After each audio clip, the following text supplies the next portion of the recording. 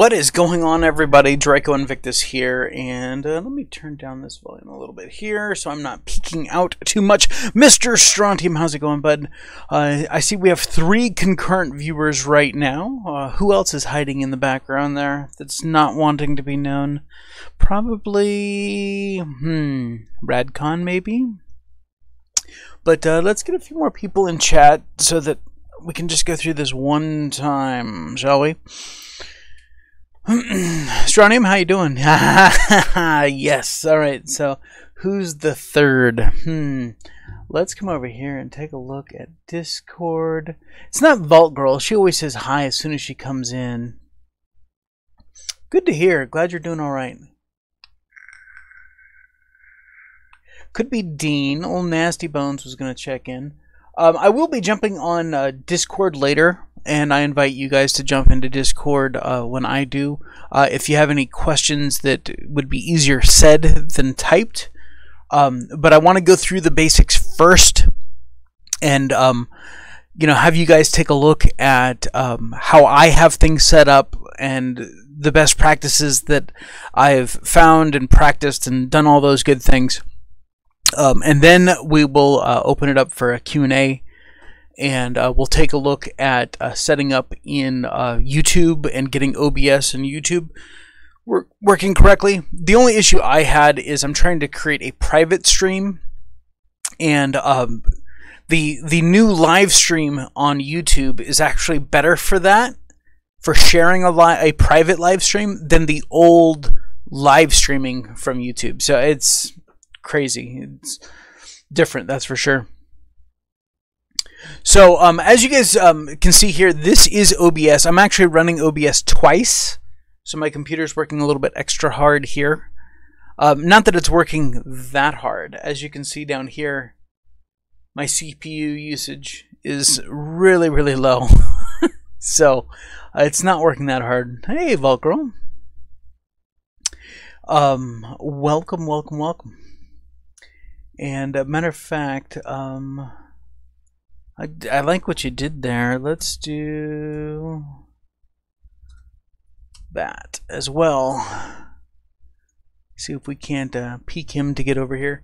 Now, he's kind of been set up and stuff like that. So, but I know that he had some questions. I jumped into his live stream last night, and he expressed interest in this as well. And I know that was it Nacho? Who else? I think it may have been Nacho that will be watching in a replay. So so yeah, we'll get that squared away. Oh, oh, look at that, I posted in the wrong thing. That could be part of the problem. I'm posting down in Jester's Corner. I suck. Let's do this. Let's copy that and put that in Town Square where everyone can easily see it. Yeah, it is shameful. And then we will tag Dean there. There we go. Yeah, I was sitting here scrolling through and I'm like, what the heck? Why am I not seeing the right conversations here? Yeah, Strontium, when I found that gas mask in Dead Rising 4, I was like, oh yeah, I have to take a picture with this. Oh, nice.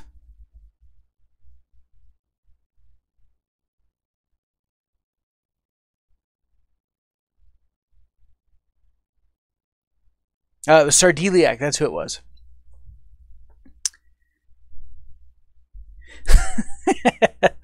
Oh, but it is. I want to take off his face and wear it like a mask. All right. So let's go ahead. I am not using Streamlabs OBS. I am just using straight OBS. Streamlabs OBS, or Slobs, has gone to this crazy paid model where if you want most of their themes or something like that, you have to actually pay a monthly membership fee. And so I'm like, okay, I'm done. I'm out. Because stuff that used to be free, I was now going to have to pay for. And I was like, no. You want to add new stuff and have people pay for that, that's one thing. But taking something that was free and making it not free, yeah, I'm hard pass. So actually, I use to do all my my overlays. Oh, I probably should bring that down here. There we go. Like, see if I can get that to fire off like that overlay there. You know, where it's going to talk about, you know, Twitter. Okay, so it's going to show my follow me on Twitter and stuff like that. I use actually Stream Elements for OBS, and it's all browser based, and you can tie it into OBS and stuff like that. It offers some chat features and activity feeds and stuff like that right in your OBS window. It's a plugin for OBS, and it works great. I love it, and it allows me, if someone subscribes, it allows me to do the subscriber notifications on the screen, or if someone did a super chat or something like that. So it has all the same functionality of Streamlabs OBS, but remember that Streamlabs OBS, first off, was just bought by Logitech. Okay, so I think that's why they started that whole pay model, is they were trying to entice the buyout. And OBS is open broadcaster software. So it is open platform. It will continue to be open platform. And I like that. I dig that. If there's something that you wanted to pay for as a plugin or something like that, then you could absolutely do that. Okay, so this is the basics of OBS.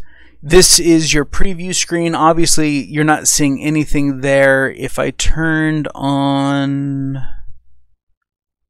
Oh, geez, I don't think I actually have anything in here to turn on right now. Let's add a quick source here, and I'm just going to go display capture. All right, so at least now you guys are seeing the infinite window there, which you may not want to see. Whoa. It's like, you know, it's actually pretty cool. So, but we will go ahead and, where did it put that? There it is. We'll move that down here. Okay, so setting up OBS. You have, that's right, you can see through that window forever.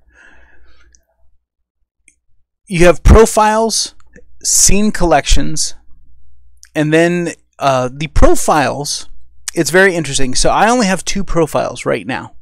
I used to have more, but since I had to do a reinstall of everything, I just set up my 2 basic ones. So I have a streaming profile and a recording profile.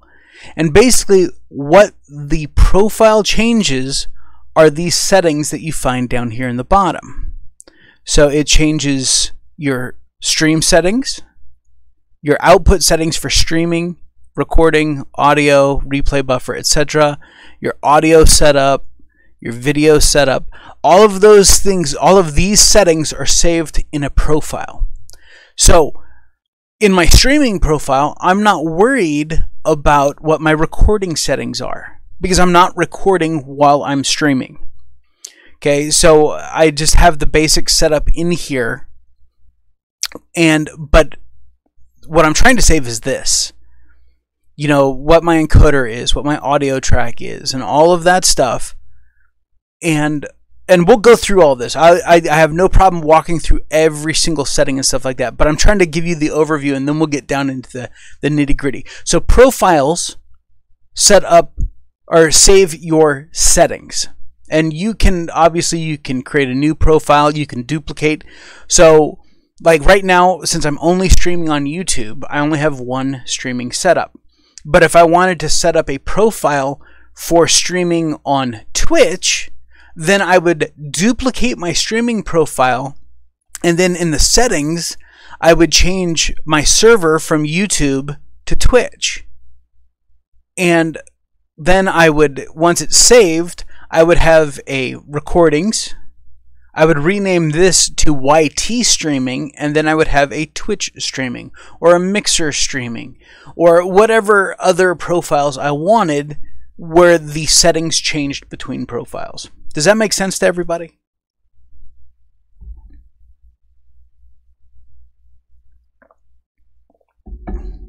Nice thing is I have this thing turned on ultra low latency.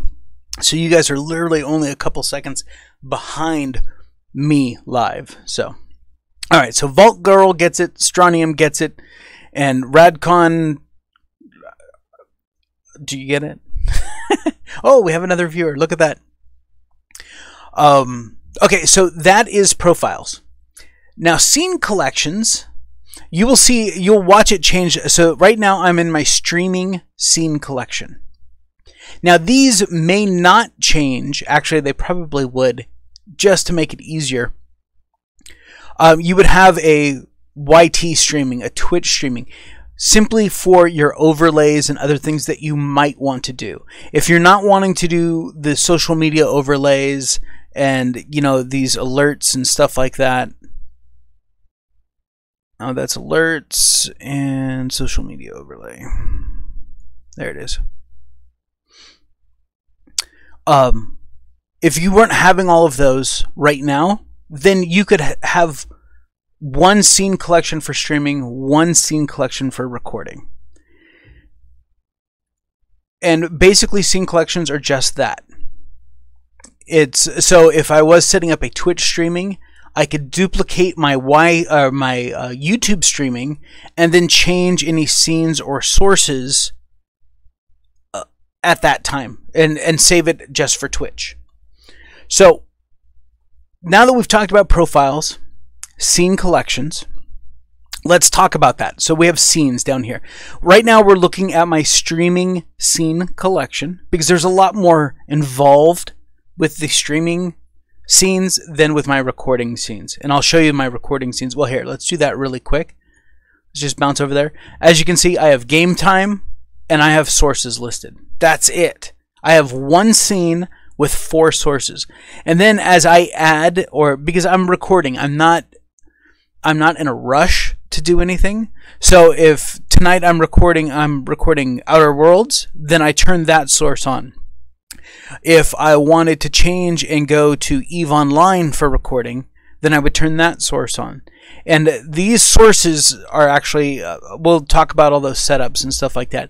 But yeah, since you're not in as much a rush, having multiple sources, multiple feeds, and then just turning them off, because it's not like I'm running EVE Online. The game isn't running at the same time that the Outer Worlds is running.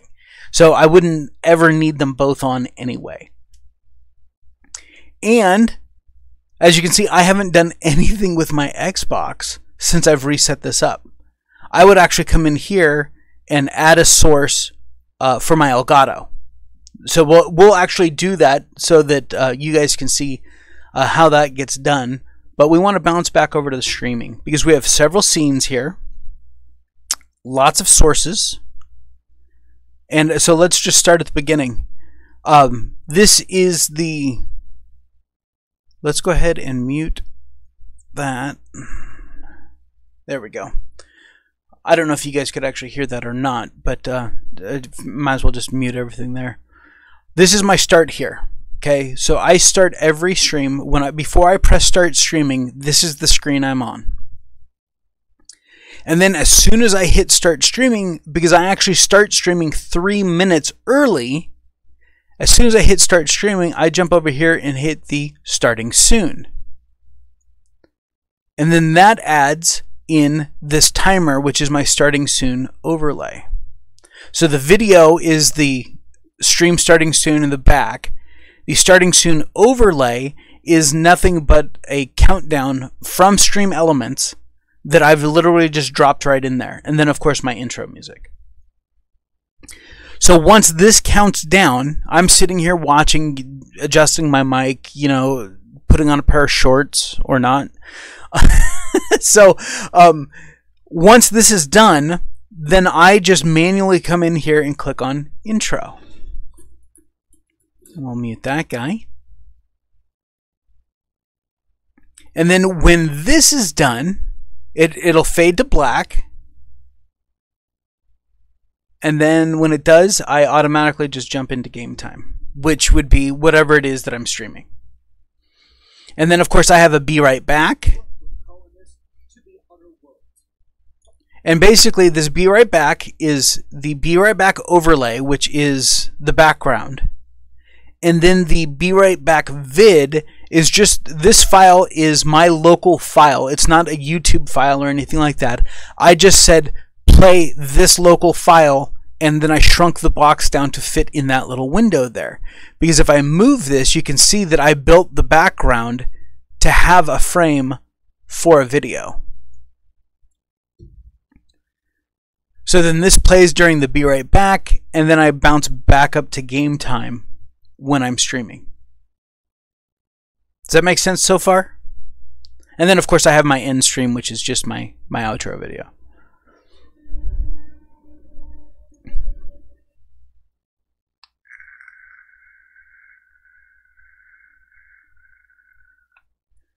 And of course, if I'm going a little fast, sense made, excellent, good. If I'm going a little fast, just say something in the comment section. Hey, could you go over that again? Or if you have a specific question, just remember it, write it down, and then we will, when we get into the Q&A, we'll cover all of those questions and stuff like that. So we've talked about profiles, scene collections, we've talked about scenes. Now let's talk about the different sources. And this, I think this is similar to XSplit. I've never used XSplit because I know that it has a, it's limited like Streamlabs OBS. There's like, if you want the really good features, you have to pay for them. So I always stayed away from XSplit. But I know that it has scenes and sources and stuff like that set up just like OBS does. So let's talk about sources. Okay, to add a source, we just click on this little plus icon. And you can see we have lots of different sources in here. We can create a new group, which I think, no, I don't have a group for this yet. But yeah, you could actually group different sources together. Like if I wanted, if I had my webcam set up right now with my webcam overlay with the border and then my actual webcam feed, I would put those together in a group labeled webcam, and then they're all together. So then if I click on webcam and then click and drag it, I could move everything that's in that group at the same time. So output or audio input capture. Okay, that is exactly what it sounds like. That's your microphone, right? You can name it anything you want. You see my existing one here is labeled mic, but let's just go ahead and label this audio input capture 2. We say OK, and then we pick which device we want. Obviously, right now I've only got my mic and my Elgato sound capture as input sources. So that's the audio input capture. Very simple, very straightforward. They've done a really good job of just naming stuff what it should be. Audio output capture. This is how I do things like get Discord chat into my game. Because I tell Discord I want you to play on one set of speakers, where my game and all that other stuff is on another set of speakers. So when I'm streaming, because I actually have a sound bar hooked up to my center monitor, and then I have a secondary set of speakers on a left and a right on the side, and those are plugged into another monitor. So basically I would set up this audio output capture, and I say pick this monitor because I know that this first one is the monitor where Discord is set up. So I say, yep, that's what I want. I click on that, and I should have renamed it better. So I'll come in here and say rename, and we'll say Discord chat. So now Discord chat would show up as its own audio source. No, you do not. For when I'm recording PC stuff like EVE Online or when I was doing Dead Rising, No Elgato needed at all. The Elgato is only for capturing an outside source, something outside the computer. So Xbox, PS4, Nintendo Switch, anything with an HDMI connection, because the Elgato requires HDMI, or I suppose you could use some kind of crazy adapter. But yeah, Elgato is only used, that's why it's not set up. I don't have it set up for anything. I mean, it's not in here at all, because I haven't recorded anything with my Elgato since I had to reinstall Windows. So now I can manipulate Discord chat separately from my game audio capture. Two separate sources. So if I want to turn my game audio up and turn Discord down, or whatever I want it to do, I can do that live on the fly right here in the audio mixer. So that is what the output source is for. And if you're running multiple monitors, if you have a monitor, here's the easiest way to do it. If you have a single monitor and it has speakers, then it's an audio output source.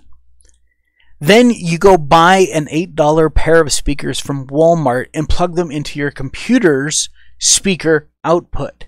Now you have two separate sources. In Discord, you can say, I want to use this output or that output. You could have 5 outputs if you wanted to. Because, I mean, I have 3 monitors. Each monitor has an audio out, which is why you saw 3 monitors listed on there. So you could have multiple audio output captures and control them all independently. Now, some software like Discord, if I drag Discord into this window and I click onto the user settings and go voice and video, you can see output device right here. So I can change this to wherever I want it to go.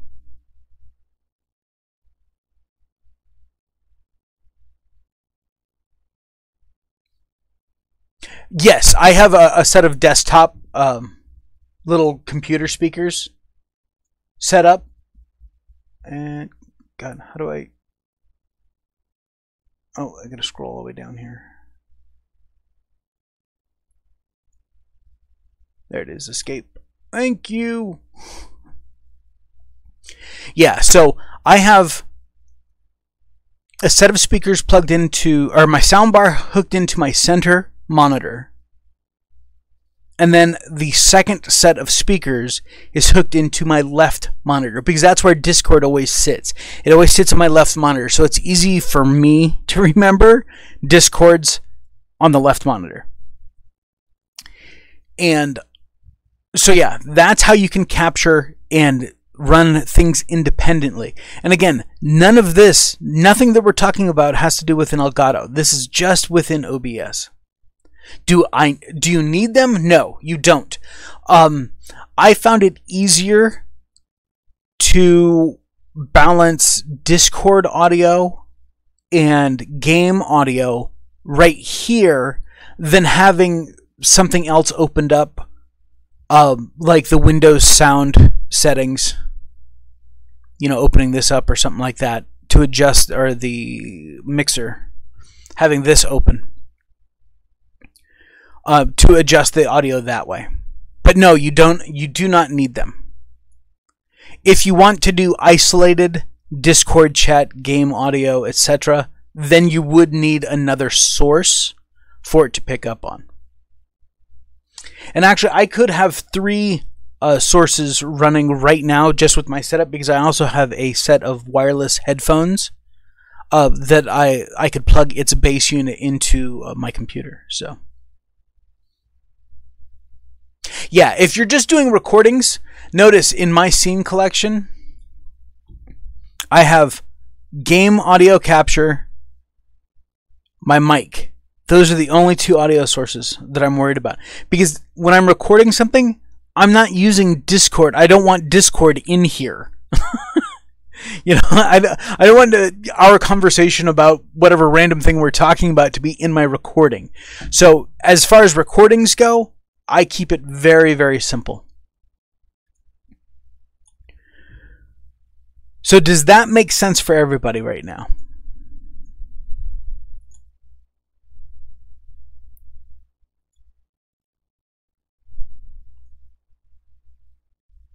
Good. Okay, cool. So browser. Now you're like, what the hell is browser? Browser is where you're going to do a lot of stuff. Okay? All of my alerts overlays, my social media overlays, what else in here? If you were doing a chat, right? Let's say you're doing a restream and you wanted to do a chat, we could say width is going to be 400, height is going to be 1080. We say okay. So now we could stretch this down. And so now everyone could see our chat. And basically all you do, yeah, I will post it on the channel when it's done, Vault Girl, so that you can go in. Yeah, because like Sardeliac is streaming right now, but he's definitely interested in this information. So I told him that I would make it available. So, but yeah, browser, if we double click on this, we can put any URL we wanted in here. Okay, so if I wanted to put in, let's see here. Let me come over to here, connect with that.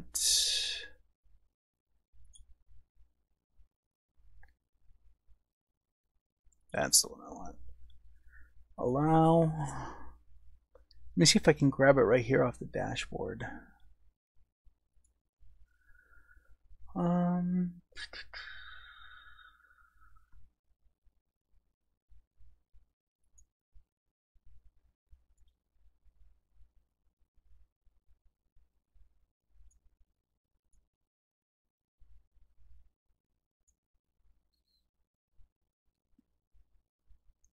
Chat, no, that's chat commands. All right, so they don't have it here on the dashboard. But for instance, let me grab something here. Let me go over to my overlays and just grab this webcam. So let's copy its link.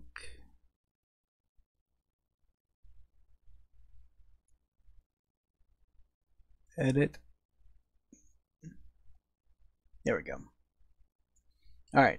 So I'm just going to grab, it's actually my be right back is what it is, but I'm going to drop it in here as the URL, and then I'm going to go ahead and say okay. So now you can see that my be right back, which is just a browser source, it's just a URL, is now fitting in there. It's not fitting in there because I didn't choose the size correctly. So if I made this width 800, I know it's still not the whole thing, but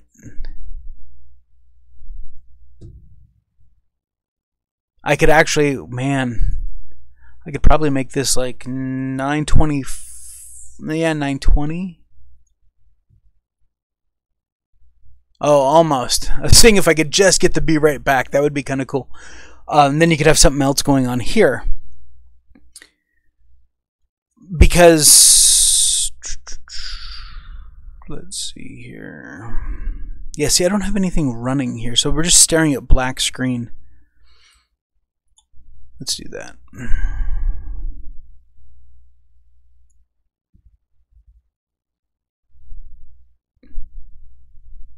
While that's loading up, we will take a moment here. Browser. So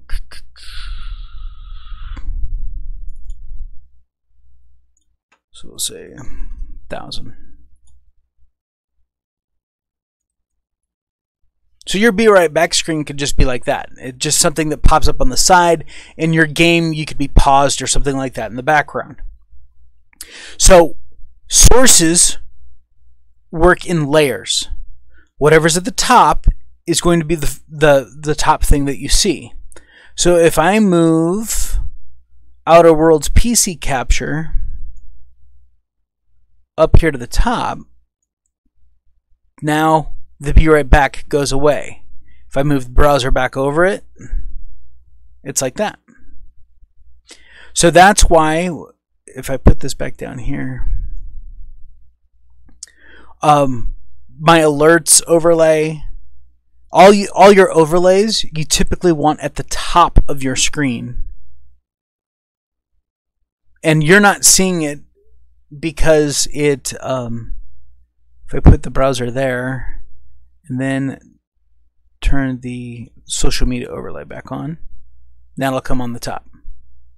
But if I move this back up here, you don't see it anymore. So that's what browser does. So anything that comes in a browser, Restream Chat is a huge one. Instead of running the Restream Chat app on your computer, you could actually run it just as a browser source and have it embedded right in your video. That is the easiest way to do that. And so yeah, that is that. And let's go ahead and turn off Outer Worlds. Matter of fact, I'm going to jump into the game just so I can get out of the game. It served its purpose. So that's browser sources. I use them a lot. And as you develop your stream and add more things, you'll probably be doing them too. My webcam overlay with the little border with the flame, that is a browser source. Matter of fact, let's grab that one right now. Since I don't have it in here anyway, let me exit that. And we are going to grab this one. We'll copy that, and then we're going to add a browser source, and we're going to say webcam overlay. And I know, well, I'm going to look, the dimensions for this are, let's see, position size, layers. Okay. So I did have it as full size. So it was 1920 by 1080 to keep my aspect ratio correct. And then I would just shrink it down to wherever my webcam was. Now this isn't a resource that's running on my computer. This is actually accessing, OBS is accessing this URL to bring it in. So I'm not having to run this twice. This isn't a local file. That's what I'm trying to say. This isn't pulling anything off of my computer. I've actually uploaded this onto Stream Elements and then created an overlay with it. And it's actually a green screen in the back, so which is why it's black. So if I then came in here and brought in my, no, not display capture, I want video capture device, and we're going to say webcam. Now you guys get to see my room when it's not lit, and I don't even know if my bed's been made.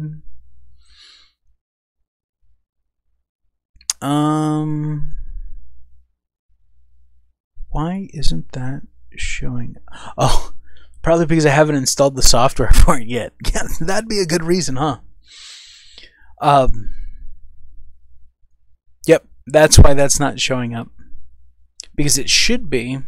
Hold on, maybe if I unplug it and plug it in, it'll do it automatically.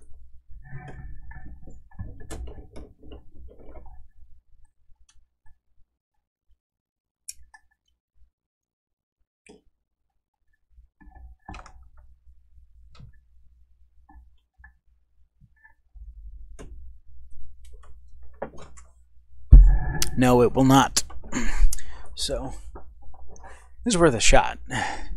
But anyway, let's say this was, well, we'll leave this no signal here, right? That's my webcam. So I shrink this down. We can actually place it right over the top of that, right? And make this just like that. And we could actually nudge it with the arrow keys. And then I actually place the webcam underneath the overlay. So now you can see the webcam, the no signal, but you've got the fiery overlay on top of it. Where did I find? I made that. This element I made. And it actually has, it's kind of hard to see on the, when I shrink it down, but it actually has a tracer that follows the red line. It's like a little light that just follows. Matter of fact, I can see it right now. And yeah, I actually made all that because I was looking for one that was like very similar to that, and I actually went into Adobe After Effects and made it.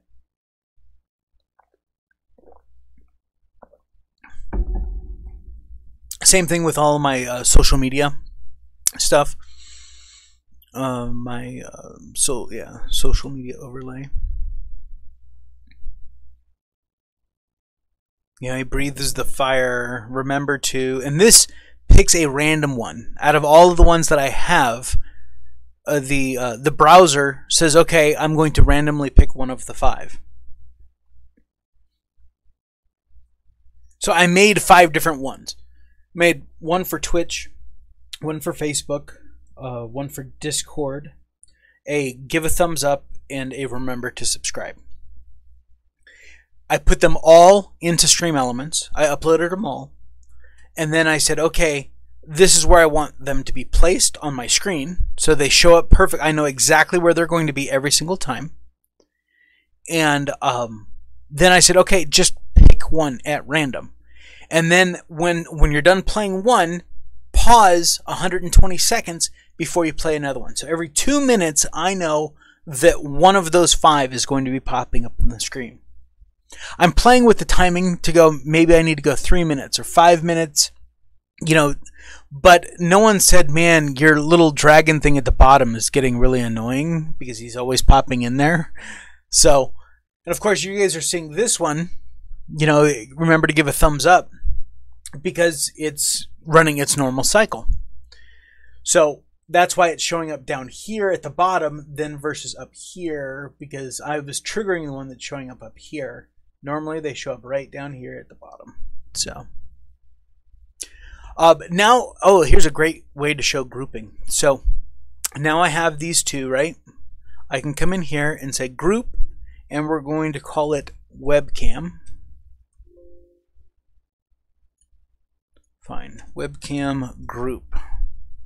You cannot name 2 sources the same thing. Keep that in mind.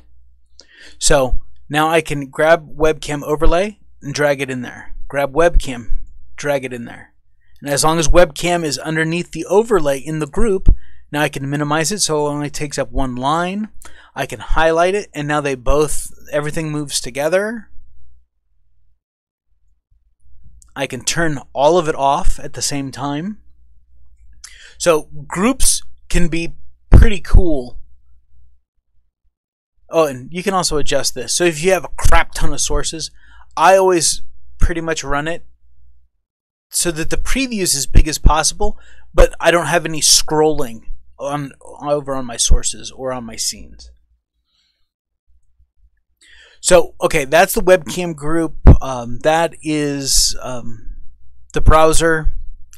Color source, very simple.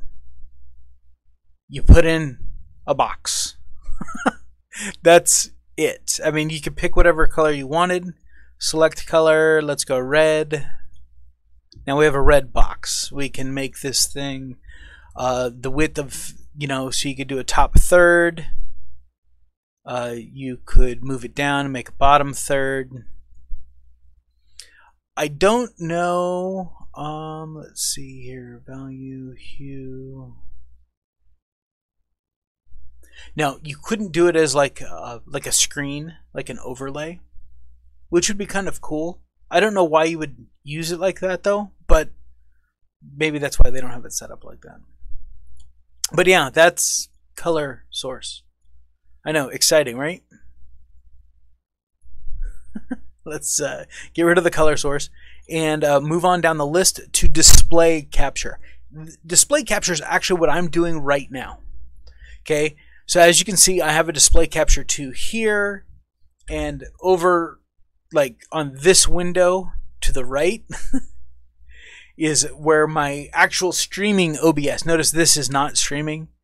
This is just a second copy of the software open right now.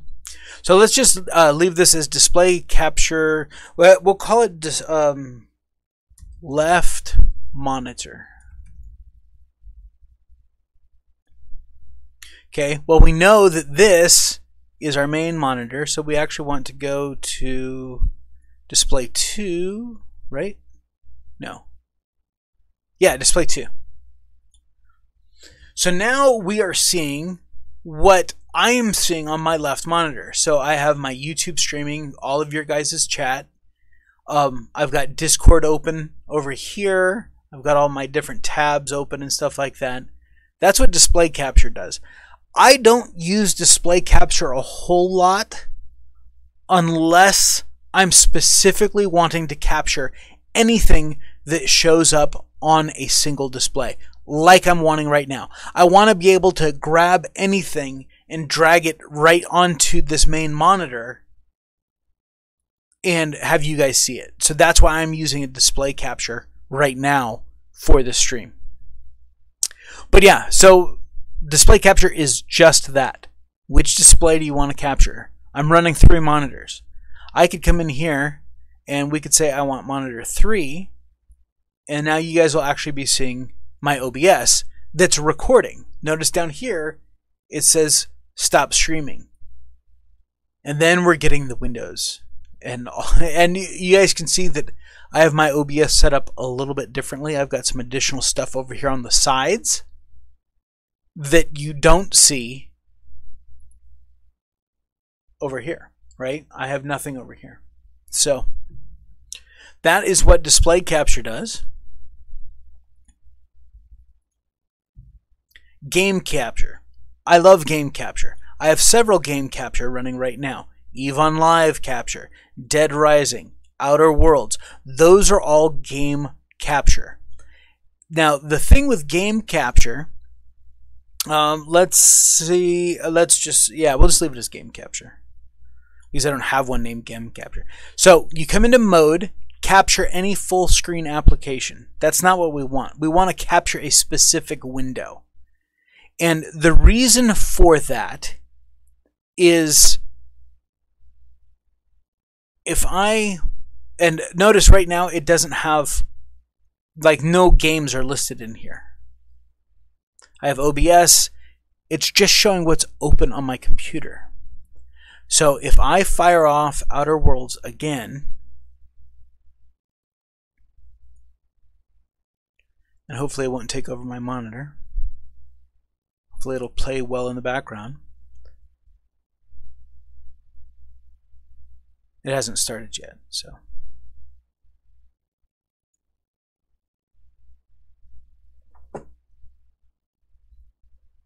Yeah, beds were definitely made to be unmade. That is for sure.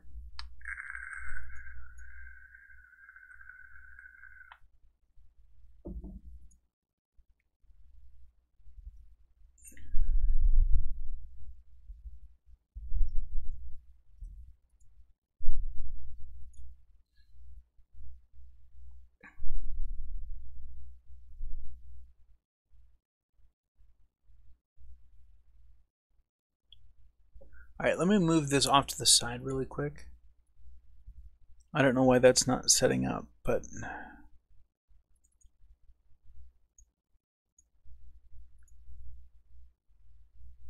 Oh, there it is. Alright. So now I'm going to drag this back over here.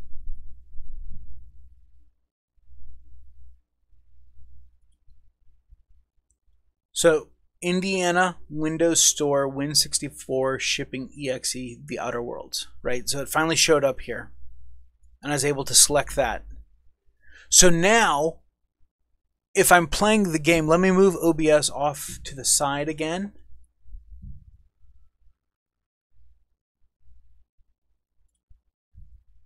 And turn off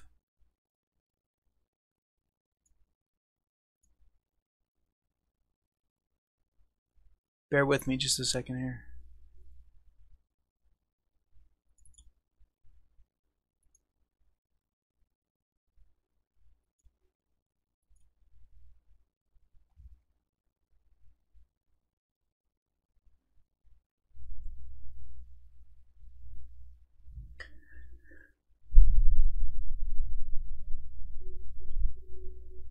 No problem, Vault Girl.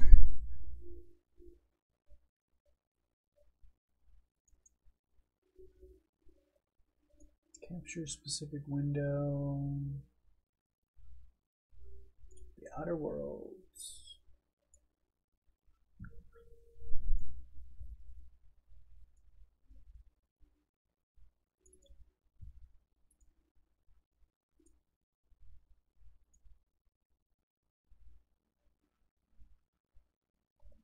All right, so now you guys are looking at, why is that shrunk all weird? Oh, that's why.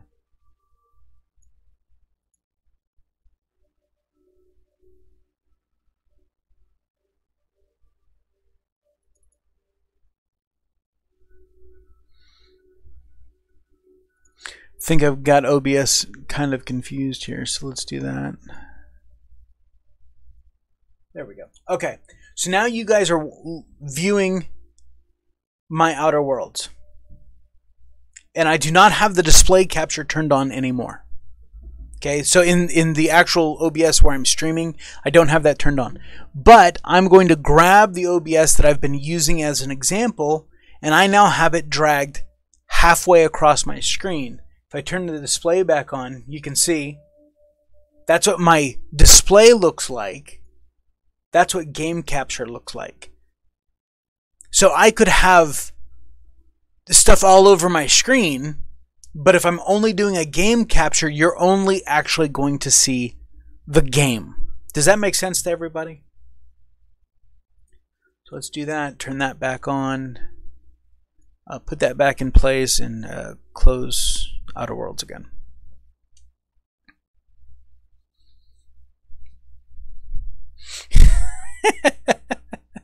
Vault Girl with your jalapeno cheddar bread. You're going to the closet?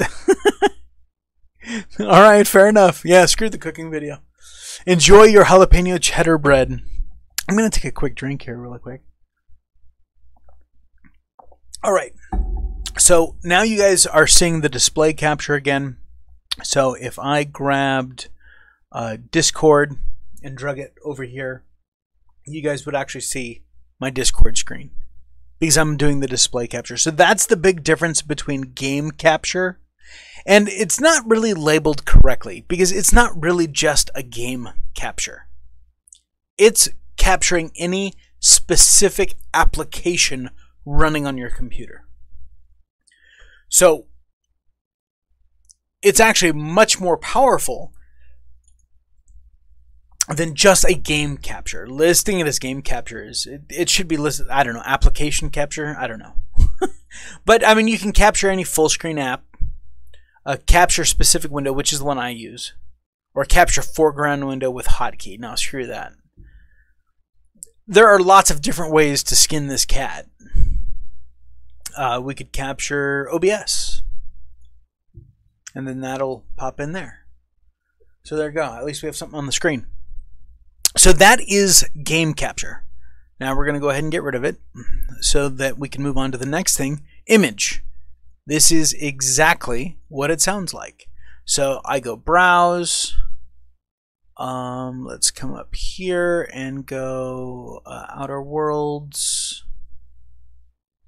And let's grab the Best of Both Worlds title card. This is, yeah, there we go. So any image, and of course you can turn it on and off just by clicking on the little eye icon.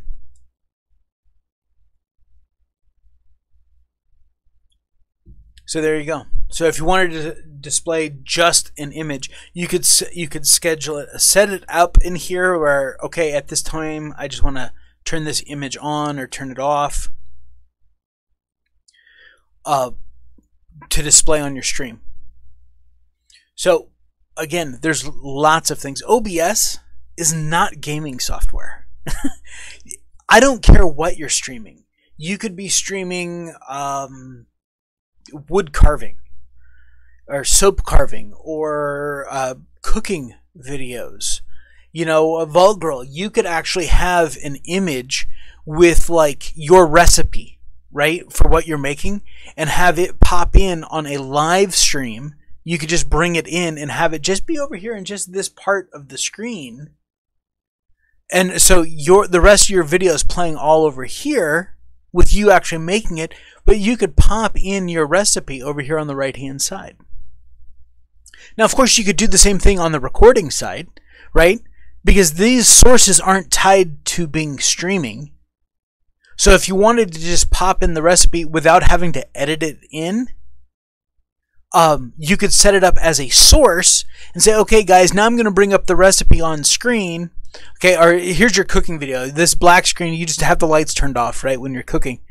And, you know, you're like, all right, guys. Yeah, so I wanted to show you the recipe that I've been using on this. So I've got it going on. Let me show it to you. Here it is on screen.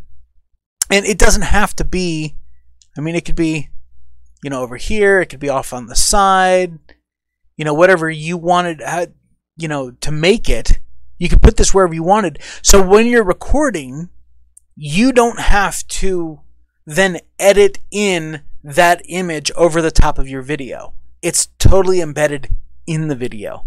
And you know the timing's perfect, so you don't, oh man, I have to, you know, go through my 30-minute video to find out where I said, okay, I'm bringing in the recipe right now, and do that. I know that I've had to fight with that at times, you know, where, all right, guys, now take a look at this, and then I have to go back and find where I said, now take a look at this, and put something in my editing. This would save a lot of time in that. No editing in OBS, but I mean, you could do a lot of different stuff. You could set up different transitions, which is something that we'll talk about here in a second. If you were very controlled, you could go into what's called a studio mode. And then you could set your transitions. So this is actually bouncing between scenes. So you might have more scenes. You know, so like if we were going from, this is what's showing right now. This is what we're going to. This is the transitions. So let's say we want it to be a fade. And we want it to be, we want it to fade over 2 seconds. This is done in milliseconds, so it would be 2,000 milliseconds. And now all I hit is transition, and it's going to slowly transition over 2 seconds to the be right back. That's how that works.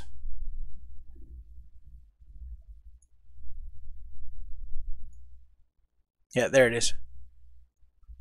So I don't even have to hit the transition. I just hit what transition I want. I want the fast one, I want the slow one. So you could do a bunch of stuff, and if you were spot on in OBS, you may not need to do any editing at all. I've never been that good. But then again, I've never tried, because I have editing software. So I'm like, I can fix it in post. You know, that's always the idea. Get the raw video, edit later. But I'm sure that some people are, because you can hotkey a bunch of this stuff, like, you know, go to next transition, next scene, whatever, and that you could definitely do it there. All right, so that's image. Image could be a great tool to have. Yeah, I hear you. Yep. Yep. Oh yeah, there's been many times where just the starting of my video, you know, what's going on, colonist? This is sometimes I'll say colonists, you know, or colonist, you know, and I'll be like, oh, shit. Okay, count to 5, say nothing, start again, so that when I'm in edit, I can look and go, okay, I see the spike of audio and then nothing for 5 seconds. I go, yep, that's where I screwed up. I need to edit that out. So make my quick edits that way. All right, so moving on from image, we have image slideshow. It is exactly what it says that it is. We can come in here, always play even when not visible, or stop when not visible, restart when visible, pause when not visible, and unpause when visible. So let's say you were showing 10 pictures. Well, here, let's just do it. Let's go slide mode, automatic, transition fade. Time between slides is 8 seconds. Transition speed, we will make 1.5 seconds. We want it to loop. And now we just come in here and plug in our files. So we're going to do this one, that one, that one, that one, that one, that one, and that one. Okay, so we've got 7 files. We're going to drop them in. And you can see that it automatically starts to show up. And now it's going to do a crossfade between them every 8 seconds. And of course, you just grab the little handle and you can make these whatever size you wanted. I have it set for full size, you know, because it's looking at the size of the image. So now up here, always play even when not visible. You may not want to do it like that, but you may not want it to stop, because then when it restarts, it's going to start at the first picture again. You may want it to pause so that when you do come back to it, it unpauses right where it was and continues in its cycle. So that's the visibility behavior, slide mode. We already covered that. Transition. You could do a swipe, a slide, a cut, a fade. Basic transitions. Don't try and get too crazy with transitions. And then you can loop it, hide when the slideshow is done. You can randomize it so that it will just randomly pick from the list. Yeah, see, bounding size aspect ratio is automatic. All these pictures are my thumbnails, which I build at 1080, 1920 by 1080. So that when I reduce them in size for thumbnail, they still keep their good resolution. That's why it automatically sized this thing to fit the window. So that is slideshow. So you could actually build like a video presentation for whatever, for work. You know, you're showing graphs and stuff like that. You could do it using OBS. And then it's just saved as an MP4 file. It's not saved as some priority. Wow, I'm losing words today. Proprietary. That's the word I was looking for. File like for PowerPoint or something like that. This is an MP4. It'll play on anything. So, and we'll get into the settings for that too, because I know that you guys would probably be interested in knowing what the most optimum settings are, right? So that's video slideshow. Intel RealSense 3D camera green screen. I have not played with this. Supposedly,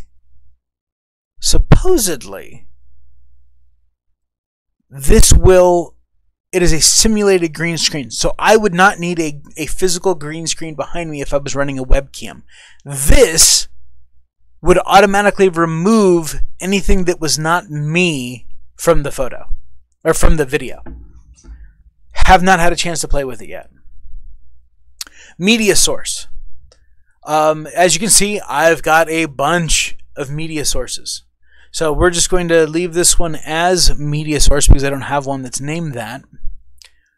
These are for your local files. So when we look at my intro video, let's see here.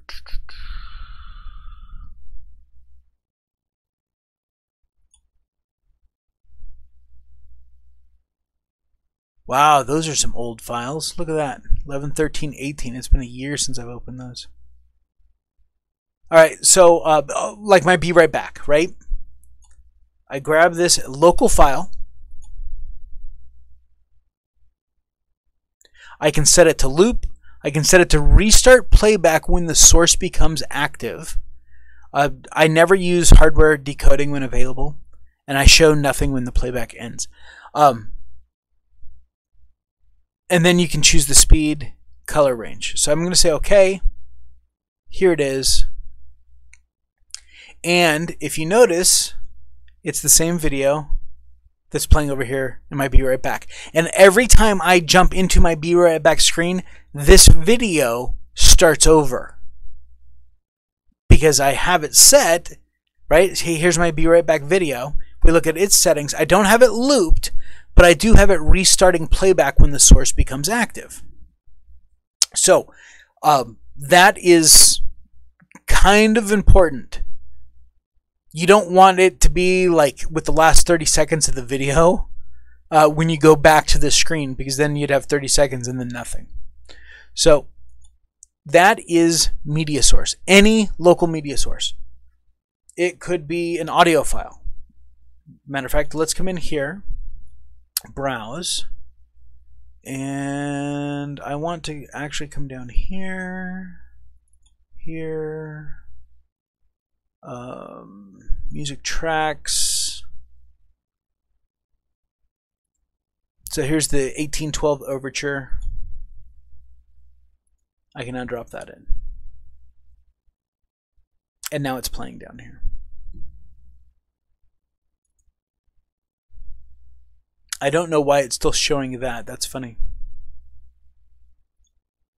Let's click off of that. And see, I changed my transition duration, so it's now doing the full 2 seconds. Why is that showing up? That's funny. Anyway, that is media source. So let's move on to the next thing here. Scene. Do what? Scene? Yes. You can have a scene inside a scene. You can have a source that is a scene inside the scene. So if I put in the intro, said okay, now I have it as I would never actually have to bounce back over here and go to my intro. I could actually just grab that intro scene right here and turn it on and off. So, because this has no fade, right? This is instant. Whereas if I move back into my intro,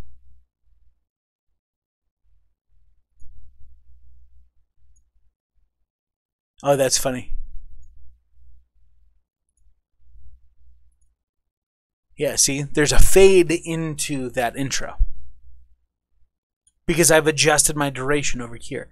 You could make it instantaneous. You could make it 5 seconds if you wanted to. Just remember, it's in milliseconds. So if you want 5 seconds, it'd have to be 5,000 milliseconds. All right, so let's jump back over here. We're going to get rid of our scene. And then you could do text. Obviously, it's text. This is text. And no, it won't show up as a typed field.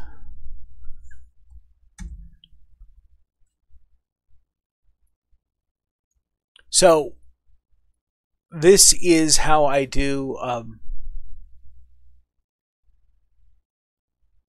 I mean, you can put anything you wanted to here. Typically, I do most text stuff in post, in my editing, because that's typically when I find out that I've screwed something up. So I need to put like a text overlay. No, I'm an idiot. I actually mean this. Over, and so it shows on the screen over what you guys watch my videos. You've seen me do it lots. So yeah, but you can change your font, and there's all kinds of fonts in here. Pretty much everything that's in your Windows is going to be in OBS. So that's text. Then we have video capture device. This is where you bring in your Elgato. So we will actually call this one Elgato because we already did it once with webcam. So now if I set that, I'm actually going to turn my Elgato on. And I'm going to pick, hey, look at that, my webcam showed up finally. I'm going to pick the Elgato Game Capture HD.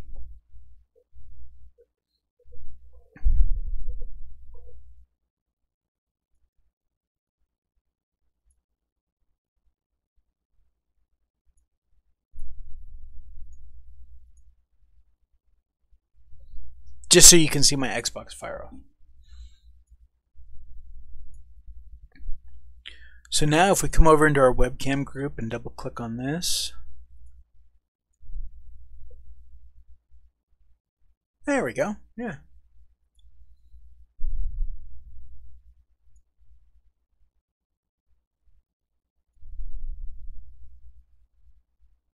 And of course, we want this down low on the list, right? So we're going to put it right down here with the rest of our game stuff so that our files still show up. And I need to come in here and adjust my webcam size. And obviously I haven't set up my webcam, so it's not, you know, adjusting it properly. But we can actually do that right here, configure video. And go to advanced settings. With a Logitech, I can make a lot of adjustments here. I can zoom in and out. Ah, scary. So yeah, so I could crop this however I wanted to. Yeah, sure, save it. Resolution, we can go custom and use this drop down and say 19. No, that's not what I wanted. 1920 by 1080. Now it's huge, but now it will properly fit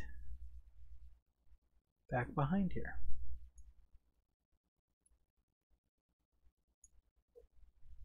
There. You had 10 pounds to the camera? Nice. No, I know you're not doing a webcam, Stronium, because you don't want to be wearing a gas mask the entire time you're streaming. I get it. But now you can see my Elgato is working, right? It's capturing my Xbox home screen. And if I wanted to turn that off, I can leave it on this list, and I'm going to because I meant to put it on here. I just turn it off. And if I'm done with adjusting my webcam, right, because I can move the group anywhere I want, I can turn that off too. So that is the video capture device. And then window capture is any window that you have running. So it's like the game capture, right? Except it's specifically,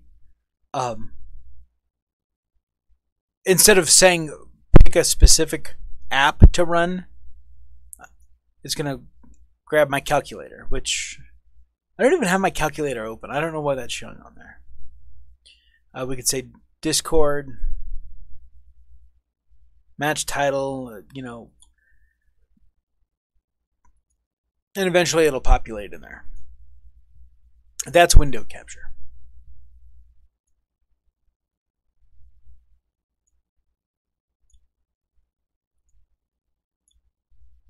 And then all we have is group and the deprecated type, free type 2. All right, Stronium. Yeah, I'm going to take a quick breather too.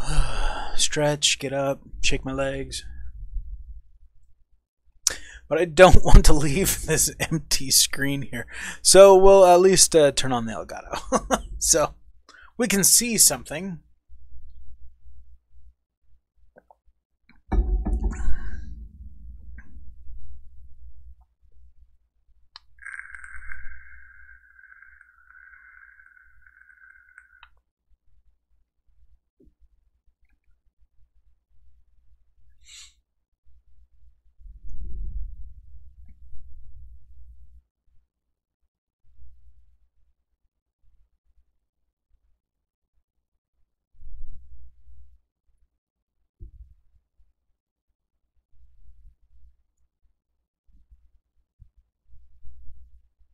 Oh God, yes.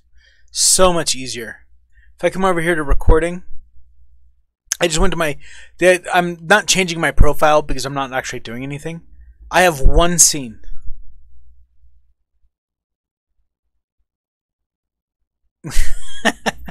Yep.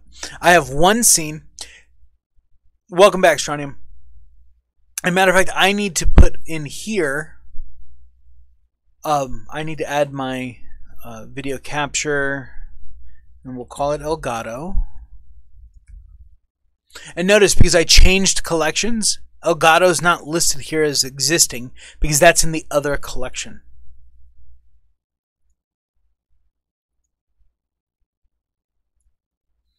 And then I'll just place this down here. I keep all my audio down at the bottom, and then I do my video sources, and then I would do any overlays on top of that. Not that this game audio capture is going to interfere with anything. I just like, in my own head, grouping that stuff together. So if I wanted to record off my Elgato, I'm good to go. If I wanted to record EVE Online, I turn the Elgato off, just so it's not having to process that information. And then I would record EVE Online here, or I would record the Outer Worlds. You know, so it's very, very simple to set up sources and stuff like that for recording. Now, of course, if you wanted to do the other stuff like the image overlay with your recipe or something like that, then you would include that in your recording sources. So let's now talk about audio, okay? As you can see here, I have the Elgato and game audio capture listed.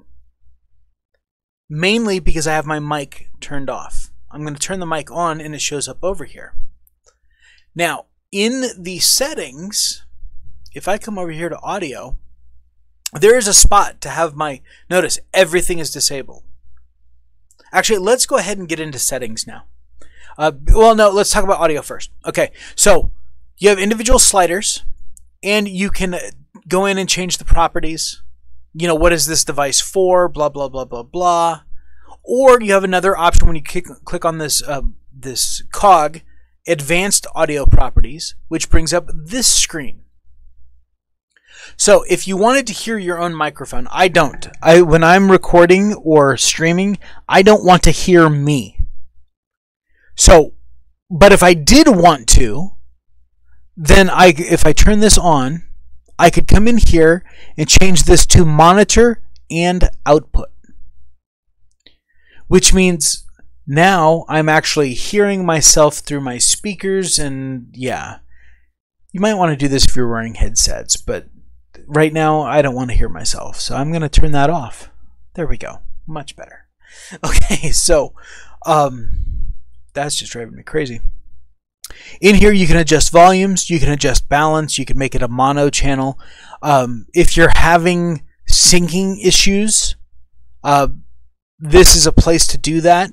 So when you're setting up your OBS and do a quick recording, and especially if it's you, obviously, if we can see your face and your mouth moving and the words aren't in perfect sync, you could fix it in post by just shifting your audio around, or you could figure out the adjustment that you need to make. It may be 50 milliseconds. It may be 150 milliseconds.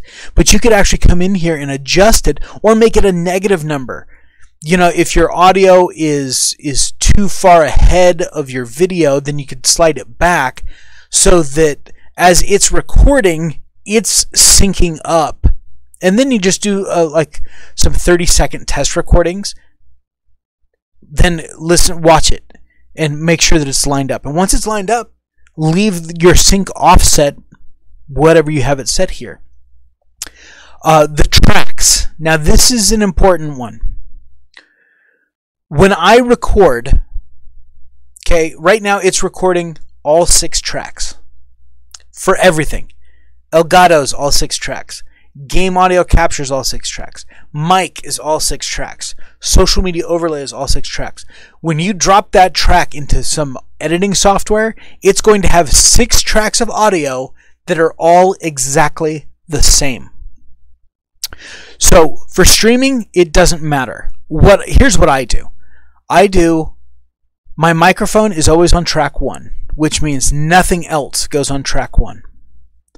My game audio would be on track 2. So I'll leave the Elgato and the game audio capture on track 2, but I would get rid of the social media overlay and the mic.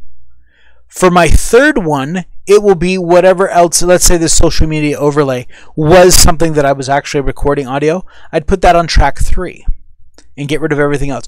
Everything else I would turn off except track 6. Track 6 gets everything. Track 6 is what we stream. So it's one track of audio because you can only pick one track for audio. For streaming. For recording, you could have all 6 tracks being recorded.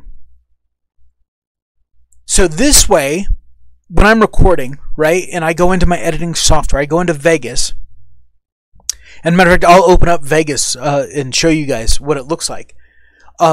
My audio track, my voice track will always be track 1 of audio. My music and game audio will always be track 2. And sometimes I won't have anything in track 3 or 4 or 5, but I can tell recording only records track 1, 2, and 3, or 1 and 2, or 1, 2, 3, and 4, or 1 through 5, or all 6, depending on what sources you had set up. This will allow you to, like, now I can go in and edit just my voice. If I'm not loud enough, maybe it's the middle of the night, and because I'm in someone else's house, I'm not projecting as much as I normally would, because I'm trying to be cognizant of other people living in the house and waking them up because it's 1 o'clock in the morning or something like that.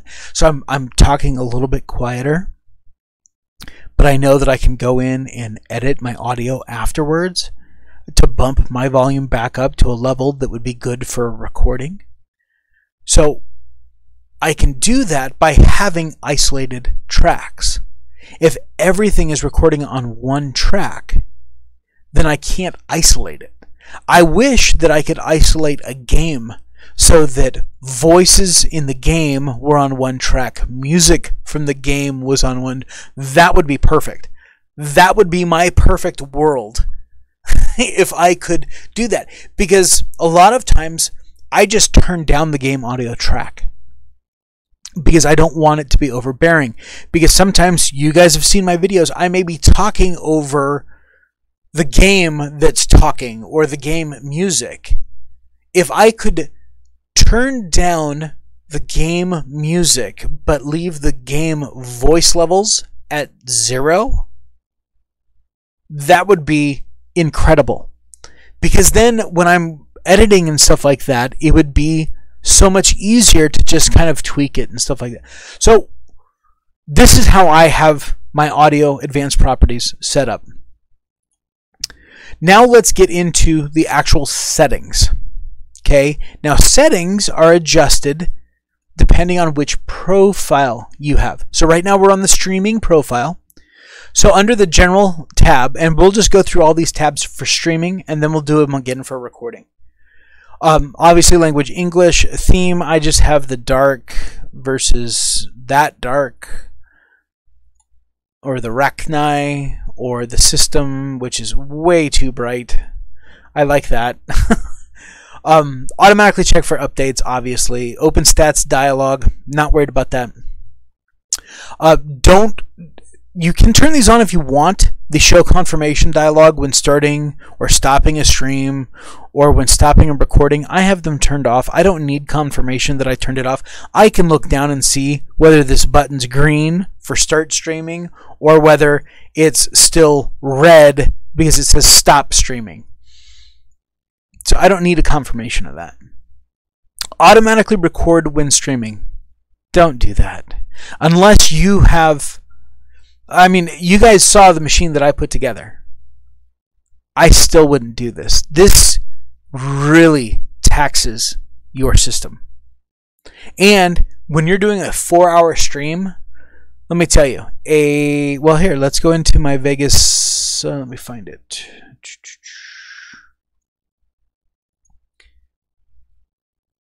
See, captures, OBS.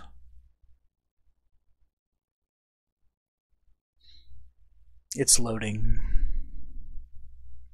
Okay. So if we look at this file right here, no, that's not even the right file. This file right here. This is a 47-minute file. It is almost 16 gigabytes for a 45-minute file. A 48-minute file. 16 gig. Look at this. This file Look at the difference between these two. 15 minutes and it's 3-4 gigs more. Now imagine recording a 4-hour stream. Yeah, it would take up a lot of space. I know that you would think that you're never going to go back and edit that 4-hour stream. Trust me. And if you really want to, you can always download the stream from YouTube and edit it that way. But yeah, just save yourself the headache. Because you know what? I can always, if there's something that I did want to capture, while you're streaming, you can hit start recording on OBS. And it will record while streaming. It won't stop your stream.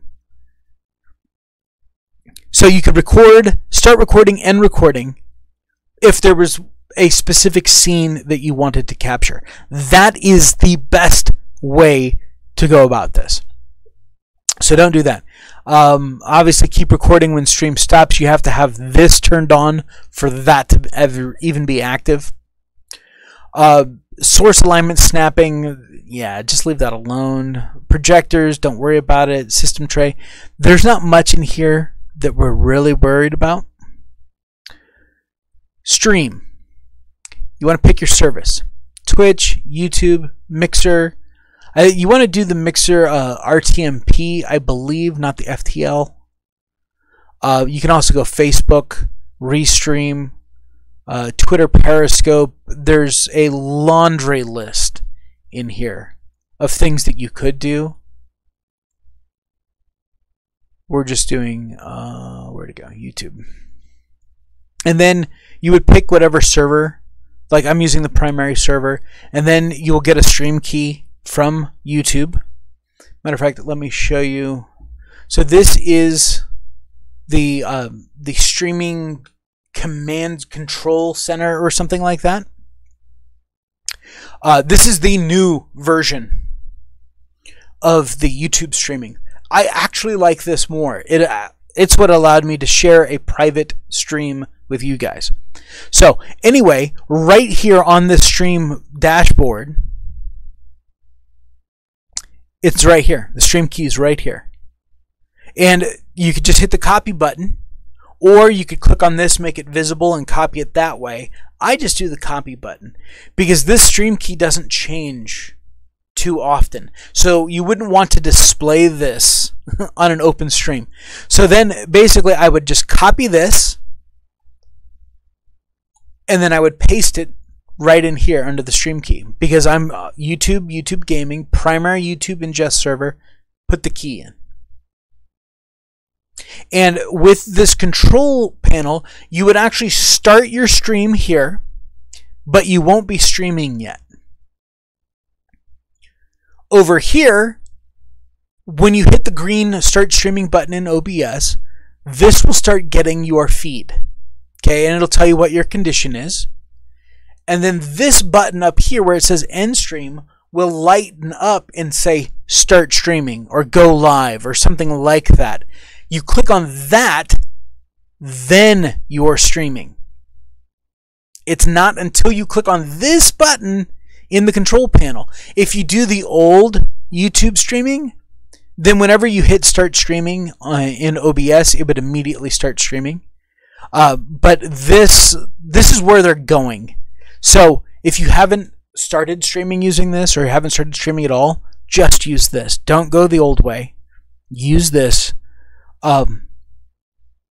And it's fairly straightforward in how it works. I mean, and it tells me how many likes I have, how many concurrent viewers I have, chat revenue, if I had any super chats or anything like that, that would all show up here. You can look at all this stuff in live time. You know, viewer activity, stream health. It's excellent. But yeah, and then ultra low latency. This, we are running less than 2 seconds from me speaking to you guys hearing it because of ultra low latency. I remember when streaming was like a 20-second delay, and now it's damn near instantaneous. So yeah, that is how you get your stream key. And then you plug it in here under the stream settings in OBS. Of course, hit apply. Now for output, notice the streaming tab is marked. And if you don't see all this, change this from simple to advanced. Okay?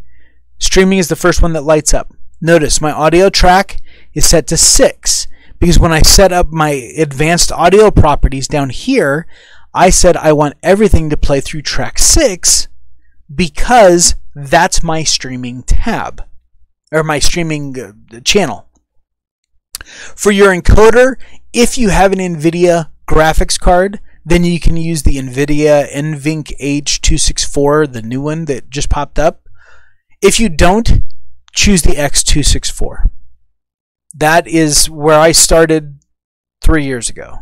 God, almost 4 years ago. Holy shit. Oh, sorry about that, but wow. Okay, now they've NVIDIA, this thing is so much nicer now. It's much cleaner. But yeah, encoder, if you don't have an NVIDIA graphics card, if you have an AMD card, I think there's an AMD version of this. You'll just have to look in the encoder drop down to see what you have. And then enforced streaming service encoder settings.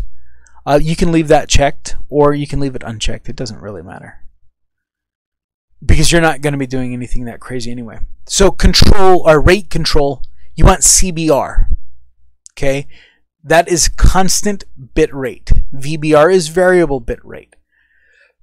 For streaming, you want a constant bit rate. Now, how do you figure out what bit rate to put here? Here's how you figure that out. We are going to go to speedtest.net. And we're going to go ahead and run this thing. And it won't take long.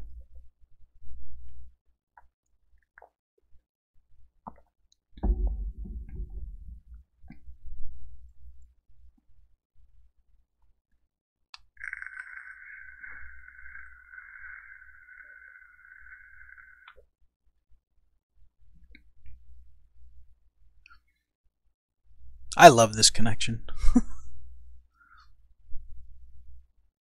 Now keep in mind, I'm streaming right now, and my upload rate is still 14 megabits per second.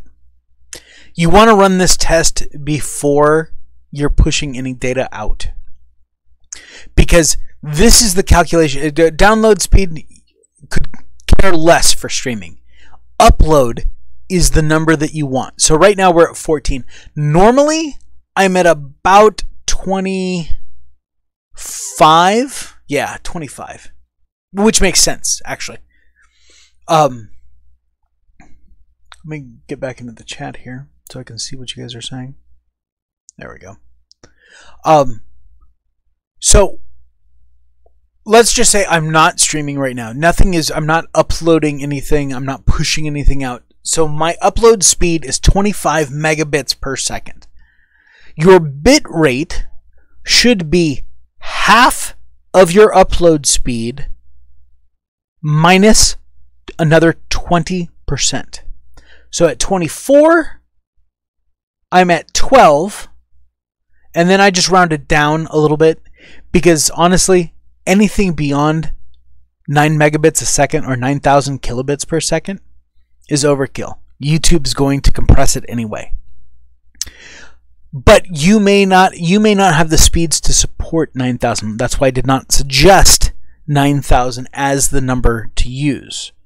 So if you have, let's just say, a 12 megabit upload, then you would want this at 5,000 kilobits per second.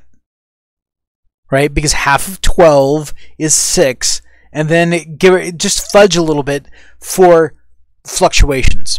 Okay, because no one has a constant.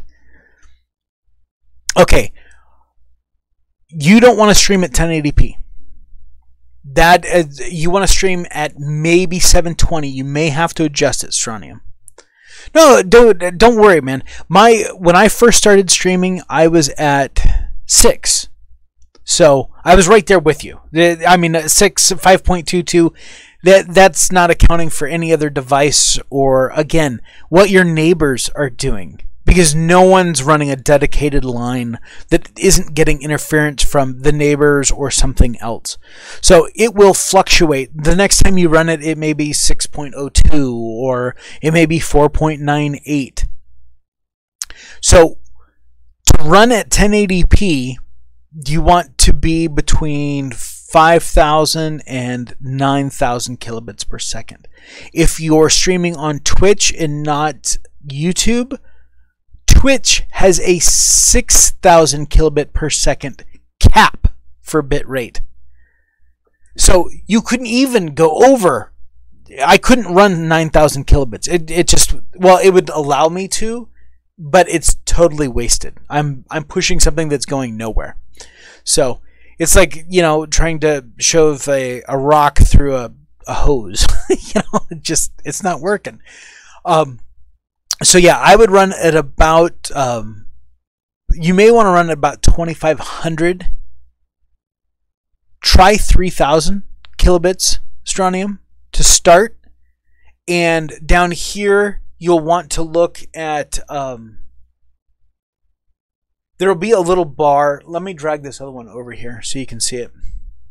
So right down here, you can see that I'm actually running right around that 9,000. It goes a little bit over, a little bit under. This bar is a nice solid green. You can see here I have not dropped any frames.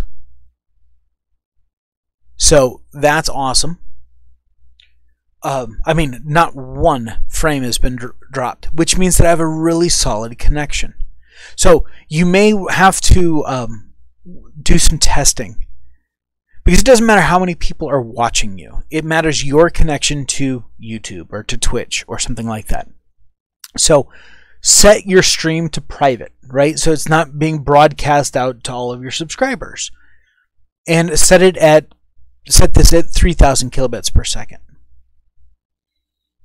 And see how it goes. Adjust your quality here to performance. Or, you know, play with these. Remember, quality is where you want to be. I don't even run max quality. I mean, my stream looks fine, doesn't it? And I'm not even running the low latency quality. I would try performance if you're starting to see a lot of dropped frames or something like that. Adjust your output size, and we will talk about that in a second. But yeah, that's how you calculate what your bit rate is. So the better your upload speed, the better your bit rate can be. And Strontium, I don't know who your internet provider is. Check with them and see if maybe you can't get a better upload speed. Last time when I called, when I owned my house, I called and said, hey, I'm looking to get more upload bandwidth. What do you guys have to offer? And they said, oh, most residents, you know, they're fine at the 6 megabit. We can bump you up to 12 if you'd like for no additional charge. And I was like, yes, let's do that right now. And then 6 months later, they came out with a much better package, and I was at 24. And it only cost me an additional like $12 a month or something like that. So it was well worth it because I was streaming a lot. So that's how you calculate your bit rate. Keyframe interval, leave it at 2. Preset, play with it. Quality, performance, whatever. Start with quality, see how it goes. Profile, set it at high. Basically, this is telling Windows what priority to run this OBS at. So you want this high priority so that your RAM and all your memory and all that stuff is being treated with high priority. Look ahead, always leave unchecked. Cycle visual tuning, leave that checked, it's fine. GPU, don't mess with it. Max B frame should be set at 2, leave that as it is. Now, this is my streaming profile, so I'm not really worried about recording. Audio, I always set at, for recording, I always set at 320.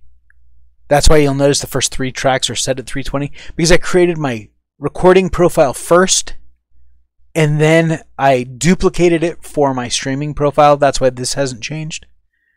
And then replay buffer, leave that alone. So let's go ahead and jump into the recording tab. Since we're here, of course, it would be a different profile. We're not going to change anything here. We can change where it's saving. Leave the type as standard. We don't need to generate the file name without space. That's whatever. Recording format, I go with MP4 because we're pretty solid around here. You may want to go as an MKV file if you have a way of converting MKV files.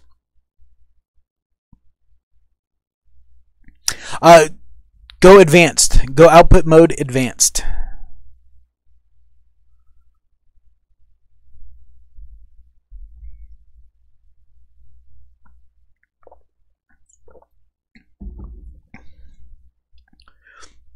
Oh, actually, no, wait. You don't need to convert MKV. Just go. If you have power issues, like your power cuts in and out, you know, it's getting to be winter time, you live up north, the snow may knock out your power, but you're still wanting to turn stuff out, go MKV. Because MKV is a progressive recording, which means that if your power went out 15 minutes into a 30-minute video, you'd still have that 15 minutes of footage that you wouldn't have to re-record. If you go MP4, it doesn't finalize that video until you hit stop. So if you're in the middle of a recording and it's MP4 and your power goes out, you just lost it. It's gone. You have to do it all again. There is a way to what's called remux, and it will basically convert the file, the MKV file, into an MP4 at the end of your recording. So long recordings, I will actually come in here and flip this over to an MKV. If I know that I'm just doing like a 15-20 minute video, I'll just leave it as an MP4 and take my chances.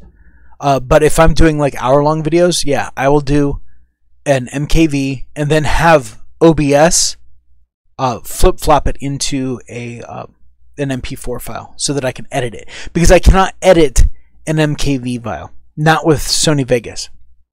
Like, hell, I need a plugin just to edit MOV files. Audio tracks. For recording, I only have the 3 audio tracks. Notice I don't have 6, so I'm not getting the all-in-one. I'm just getting my voice, game audio, and then whatever I have going on that 3rd track, if anything.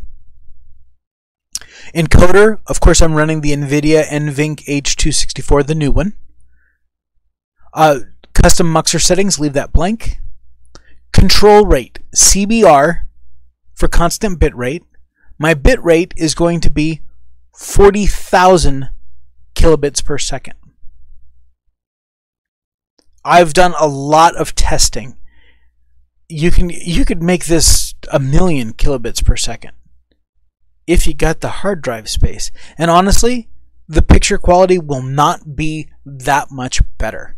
This is, for me and my recordings, all I need. I used to run at 50, and then I was doing some testing, and I was just looking, and I was like, I can literally, especially in a game, virtually no difference. If it was something more slow moving, you might be able to notice the finer details of, you know, water rippling or something like that. But for recording, 40,000 is a good number for me. The file sizes are pretty big, but I'm not too worried about it. If you are limited on space, you could cut this down. Maybe you go 30,000, 35, somewhere around there. Hell, you could even drop down to 20. But play with it. You know, do 2-minute recordings. Just open up your Xbox, you know, or whatever game you're trying to capture, and just stand there and record at 20,000 kilobits. Then record at 40,000 kilobits. Then open the files up on your computer and see which one, you know, if you can really tell a difference between the two. Keyframe intervals for recording, I leave it 0, just for the auto. A preset for quality, profile high. Again, look ahead, no. Psycho visual turning, that's checked by default. I leave it on. GPU 0, because I only have one GPU, and in computer speak, 0 is 1. So, and then max B frames 2. That is how I set up my my recordings tab. So when I go to profile and change it to my recording profile, these are the settings that would show up over there. All right, so audio, again, I just do a sample rate 44.1. You could change this to 48. You could do mono, stereo, 2.1, 4.1, whatever. I just run stereo because I'm not doing anything crazy. Again, I have everything disabled in here. Because if I could pick my mic in here, right? I could go mic right here, boom. The problem is that when I do that on every scene, it will not have my mic. And I don't want that. In my start here, starting soon, intro, be right back, end stream, I don't need my microphone showing up in any of those scenes. But if I pick a mic as a device in here, it will force itself into every scene. So, disable everything, add the mic as an audio input capture. That's what I've done in my game time, and I'll scroll down. You'll see it says mic down on the bottom. Meters, decay rates, fast, that's fine. Fast, hotkeys, yeah, you could do any of that you wanted. Video. Okay, here's where you want to, your base canvas should always be whatever your monitor is. So obviously I'm running 1080 monitors, right? So my base canvas, which is this whole thing, is 1080 or 1920 by 1080. Now you can downscale here to 720. I mean, hell, I think I started at 960 by 540 when I started streaming, because I could not even stream 720. I kept having dropped frames. And then the downscale filter, you want the Lanczos, the 36 samples, the sharpening, or yeah, sharpening scaling, not the bicubic. You want the 36 samples. And then FPS, I always set mine at 60. Because obviously my computer is doing 60. Most of my Xbox games are pushing 60 now. So I just capture everything in 60 frames per second. Hotkeys, you can play with that. Advanced. Process priority, I go above normal or high. Renderer, Direct 3D 11. This is the three big ones here. Color format, I go NV12, 709 for color space. You have two choices. I go 709, color range full. So it's going to give me the biggest color palette, so it's going to look as true to what the game is. File formatting, you can set that up however you want. Stream delay, you can enable a stream delay if you wanted to, but why? I don't know why you would want that. And then automatically reconnect if you have internet issues. This is checked by default.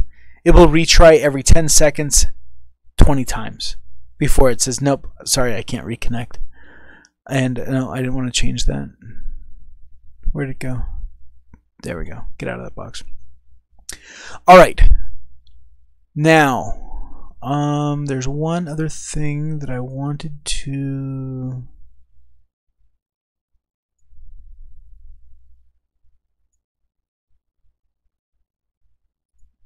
Yep, okay. So they did change it. That's fine. I'm glad I didn't mention it earlier then. So yeah, if you want to stream at 720p, change it here. Don't change the base canvas. Leave the base canvas at your full, but scale it down to your 720p. Your 1280 by 720. And that is all of the settings. So those settings are tied to the profiles. So my recording profile, I could have different settings in it than my streaming profile. I think studio mode, if you want to do the cool transitions, or you can just set a duration, set your transition, right? So we want it for a fade, or we could do a cut. Notice cut removes the time. Fade puts the time back in the duration. So when we click on it,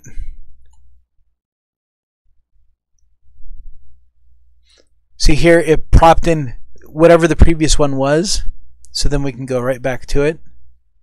But whatever I select over here, like if I select intro, it only does it on the preview.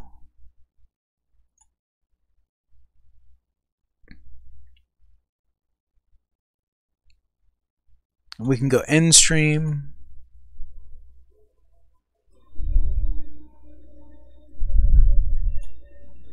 Go back to game time.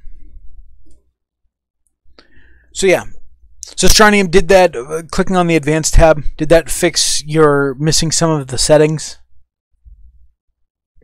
Let's get out of studio mode.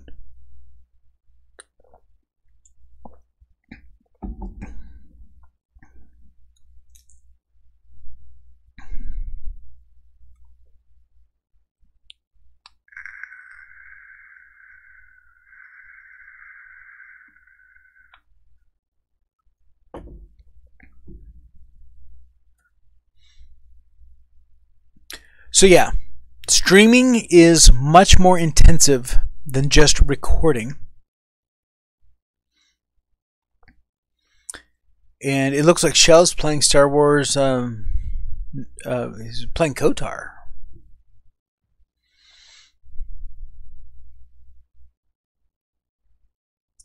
Anyway, yeah, streaming is a lot more intensive than recording is. So if I come up here and go to my scene collection for recording, I just have one scene and then the different sources that I want to use depending on whatever it is that I'm doing. And let's go actually back to streaming. I wanted to show you guys one other thing. So start here. Notice no mic input, no mic showing up over here on the mixer.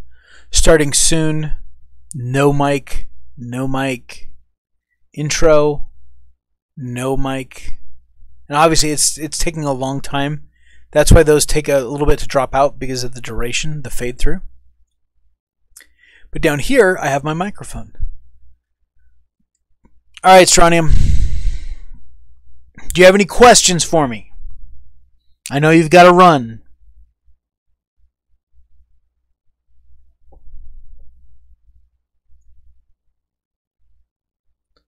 The hell happened there?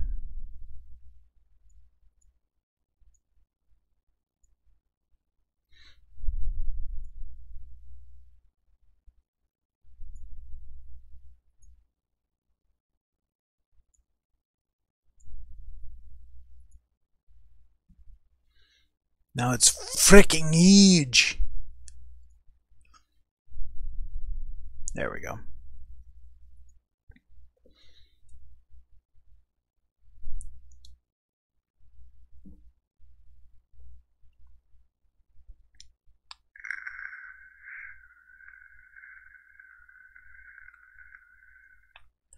All right. Does anyone have any questions?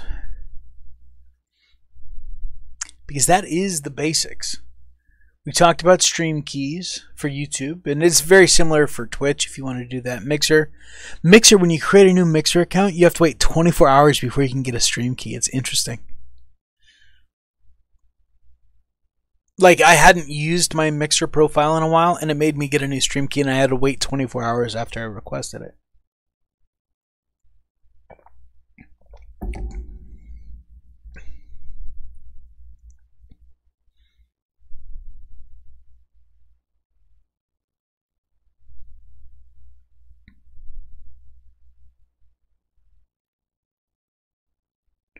All right. So if there are no other questions, Vault Girl is probably off making some video somewhere. No, that's all good. That's great. We love cooking videos.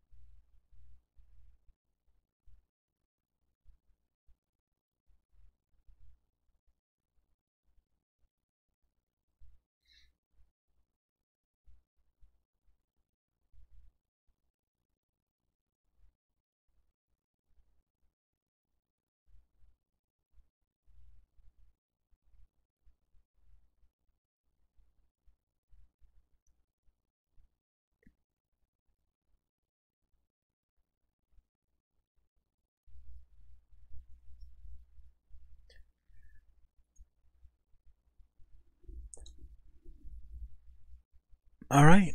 I guess we're done.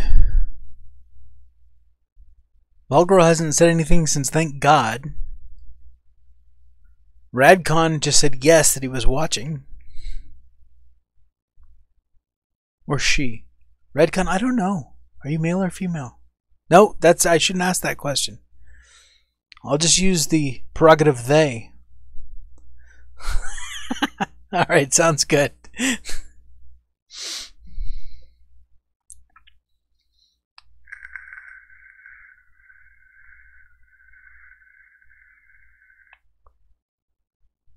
But hey, at least you learned something, right? If you ever wanted to stream, now you have a good basic understanding of it.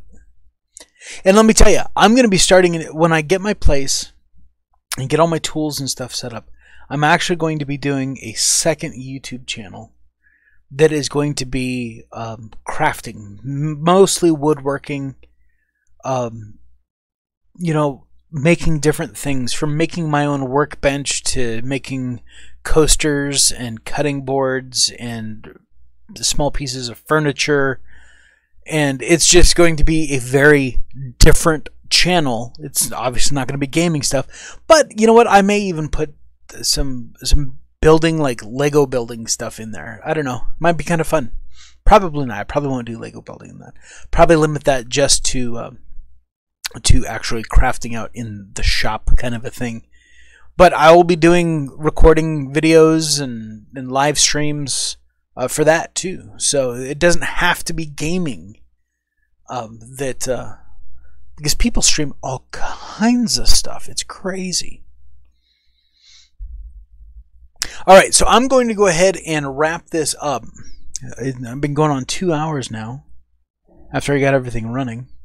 And matter of fact, what is the timer on this one? It is 1 hour and 56 minutes. Yeah.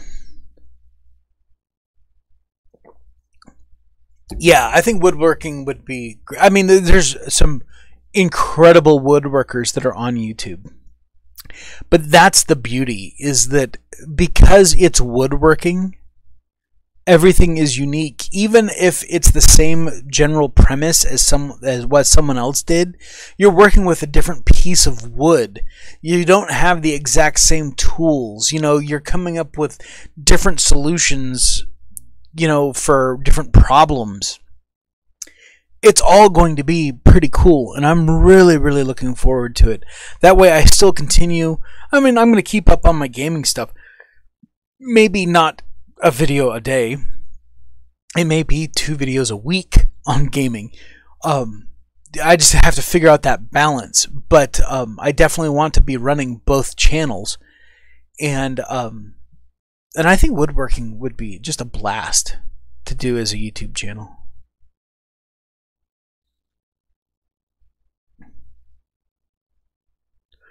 So I'm going to wrap up this stream. If you guys have any additional comments or questions, Vault Girl, if you're listening and can't get to typing right now, I totally get it. And we can always hook up in Discord. And now that I know how to do a private screen share, essentially, that's essentially what I'm doing, then it'll be cool. We can do this, and we can look at my settings, or we can just figure it out. So that is going to wrap it up for this video, guys. I hope that you enjoyed it. Oh, one other thing I wanted to talk about. I wanted to talk about stream elements. Because, again, it is something that I do use. And in case you guys are interested, let me go back to my dashboard here. I'm going to drag this over here. It's very, very bright by comparison. This is streamelements.com. I don't even think I would give you guys like an affiliate link, but I don't even think they have any of that. Revenue, history, modules. Yeah, no, they don't have anything like that. I was going to say, click on my link and get blah, blah. No. Yep, they don't have anything like that. So, it's all right. doesn't matter anyway. It's getting the information to you guys that's important. But I do need to drag this over so I can see any comments. So this is Stream Elements, and I know the dashboard doesn't look like much, but once you get into it, you can actually sign up with your different accounts. They don't have one for Mixer yet, but you can sign in with your YouTube channel, or like I've signed in with Facebook, and I've also signed in with Twitch. So because Twitch has different things, they don't have subscribers, they have followers. So there are different alerts and things that come with each of the platforms. This is something that you definitely want to spend some time and get in here and figure out. But as you can see, I have, under my account, I've signed into everything that I stream to. And right now we're looking at the YouTube channel. So I can come over here, and they have a themes gallery. So if you wanted, you know, your Be Right Back and, you know, Fireball. So let's just click on this. So here's what the game would look like. You know, so you'd have all this stuff down at the bottom. This is actually a very, very clean display. I like it. And then obviously this would be maybe like a Be Right Back or something like that. Stream starting soon. Oh, here's our Be Right Back. Just taking a short break. Stream ended. You know, thanks for watching. So they have these themes that you could absolutely use. And basically those themes become your scenes over here in OBS. And let's find one that has, okay, 5, 5, 5. This one has 5 animated scenes. Let's do this D-Day. Let's see what the animated scenes look like. So you can see it has like the little lasers and stuff like that. Oh yeah, you got a nice little crawl down here on this bar. Oh, that's pretty. I like it.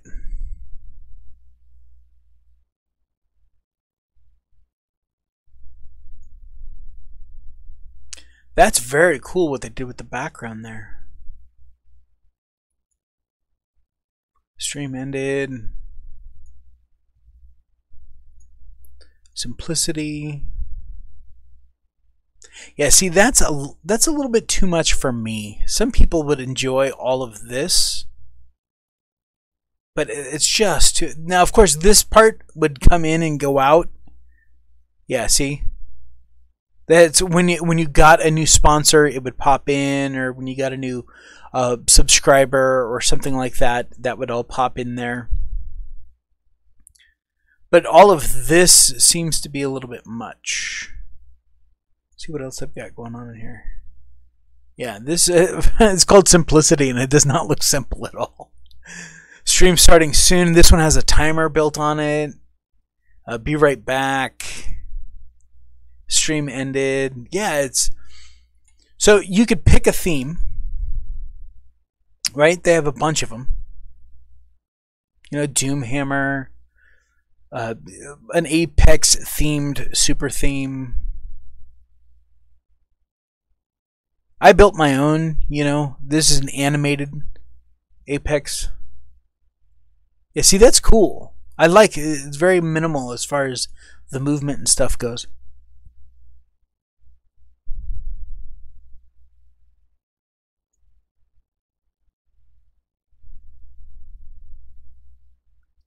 I don't know what you would use this. Oh, just a talking scene. Okay.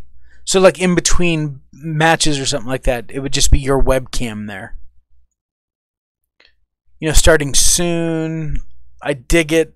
It actually, this is beautiful because this looks like it's Apex Legends, you know? The fact that it's all, everything's moving and stuff like that. They've done a beautiful job with it. Be Right Back. Stream ended. So this is one aspect of Stream Elements, is the themes. Another aspect is the alerts. Not many alerts here. I built my own.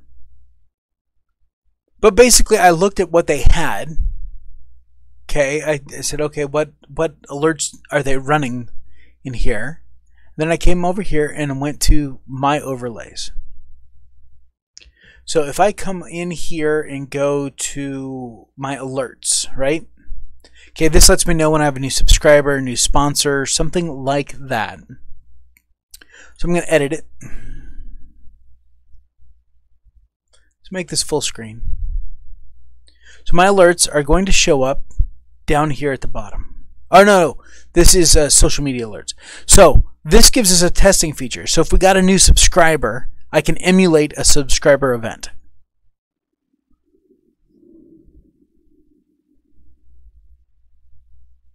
So that's what that would look like. Or I can emulate a new member.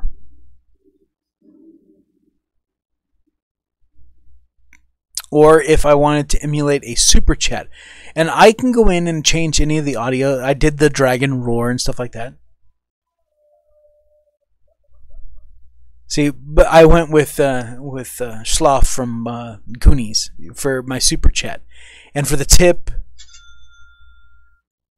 you know, so you can play with all of this stuff. You can move it around. You can do any of that. I've edited my subscriber alerts, my member alerts, super chat, and tip. Now again, because I'm in my YouTube channel, it's giving me stuff for YouTube. The tip is actually through Stream Elements. If you look in the description of any of my videos, it says if you'd like to leave me a tip, there's a link, and it's a Stream Elements link. And they actually, it just works through PayPal. It's gorgeous. I love it. But that's what the tip is that's actually through Stream Elements. And I can change how these look. I can change, let's come in here. Oh, we're not going to save any of this anyway. So there's my video bar. And then I have the volume control and the audio and how it's going to look. You know, I could change it for that. So it put the picture on the left with the subscribed, or how I have it set up. You know, subscribe to the channel name. So it says subscribe to the channel above it, and then it has whoever it was that their name is underneath it. That's why it's two separate lines here. How long it lasts. There's a lot of stuff going on in Stream Elements, and we're going to go ahead and exit out without saving. I want to leave just because I moved some stuff around. But yeah, my starting soon, my webcam, my social media overlays, be right back alerts. These I created all myself, and I just literally uploaded them into. Can I look at my gallery? Where's my gallery?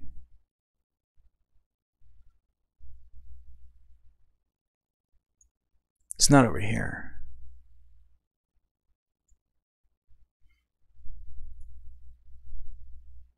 Imports. No. Oh, that's importing tools. No, that's not what I wanted. Redemptions? Don't know what redemptions are.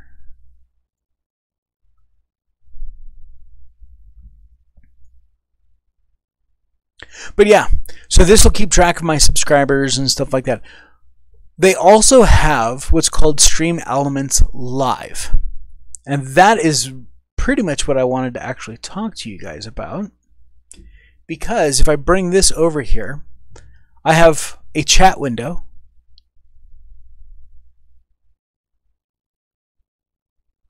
I actually don't have Nightbot set up. What you saw there was I could actually import settings from Nightbot into Stream Elements. So that's why but I don't have that set up at all. I ran Nightbot a long time ago and then stopped using it, and I don't know why, but so this is Stream Elements Live. Notice it says Stream Elements in my OBS. And you can see activity feed, chat, activate overlays, bot and tipping setup, import from other services, check for updates, switch to OBS Studio. You can uninstall it. But anyway, the activity feed and the chat are really what I wanted this for. This will display for somewhere. It's not showing it right now because I'm doing a private stream, so my live chat is unavailable. But I would actually be able to see my stream or chat right here in OBS. So it's one screen. I don't have to have a bunch of different stuff opened up to be utilizing my YouTube chat window. It's all right here in OBS. The activity feed actually tracks when people subscribe to my channel. And like Jasmine Parrish, okay, she subscribed 13 hours ago. I can actually refresh it, and you guys will see it pop up on the screen right here.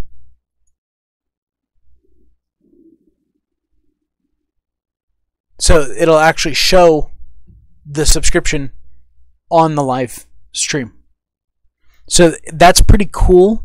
The fact that I have this right here at my fingertips and I can see that. This over here is the stats window. This is actually built into OBS. It is not on by default. I love this thing. It tells me what my CPU usage, available disk space, memory usage, frames per second, average time to render a frame, frames missed due to rendering lag, 3 out of over what, 5 million. Frames, skipped frames due to encoding lag, 3 out of 470,000. Is that 1,000? Yeah. So anyway, as you can see, I'm 0%. My system is running flawlessly. But I love this stat screen. I love being able to see this. It tells me that I'm live in bright green letters. Recording is inactive. Dropped frames on the network is 0. Total data output. So I've pushed over 8 gigs of streaming data at a bit rate at about 9 megabits per second, which is all the same information that I get down here, but it puts it at much more eye level as a quick glance as to what's going on with my stream when I'm running OBS. I use OBS for everything. If I'm recording a PS4 game, if I'm streaming a PS4 game, I use OBS for all of it. Recording, streaming, it doesn't matter. OBS is how I capture footage. I could actually capture footage, and I did want to open up Vegas for you guys so you can see what how the audio tracks lay out. So let me get that open for you really quick. And this Vegas may look a little bit different. This is Vegas Pro 16, but I've rearranged everything because I like having my timeline on the top. Normally it's down here at the bottom, and all of this stuff is on the top, but I like it the way I have it set up. So, and I am opening up. This is the video that as soon as I'm done streaming, I have to upload because I rendered this morning, and this is episode 8 of my sniper playthrough of The Outer Worlds.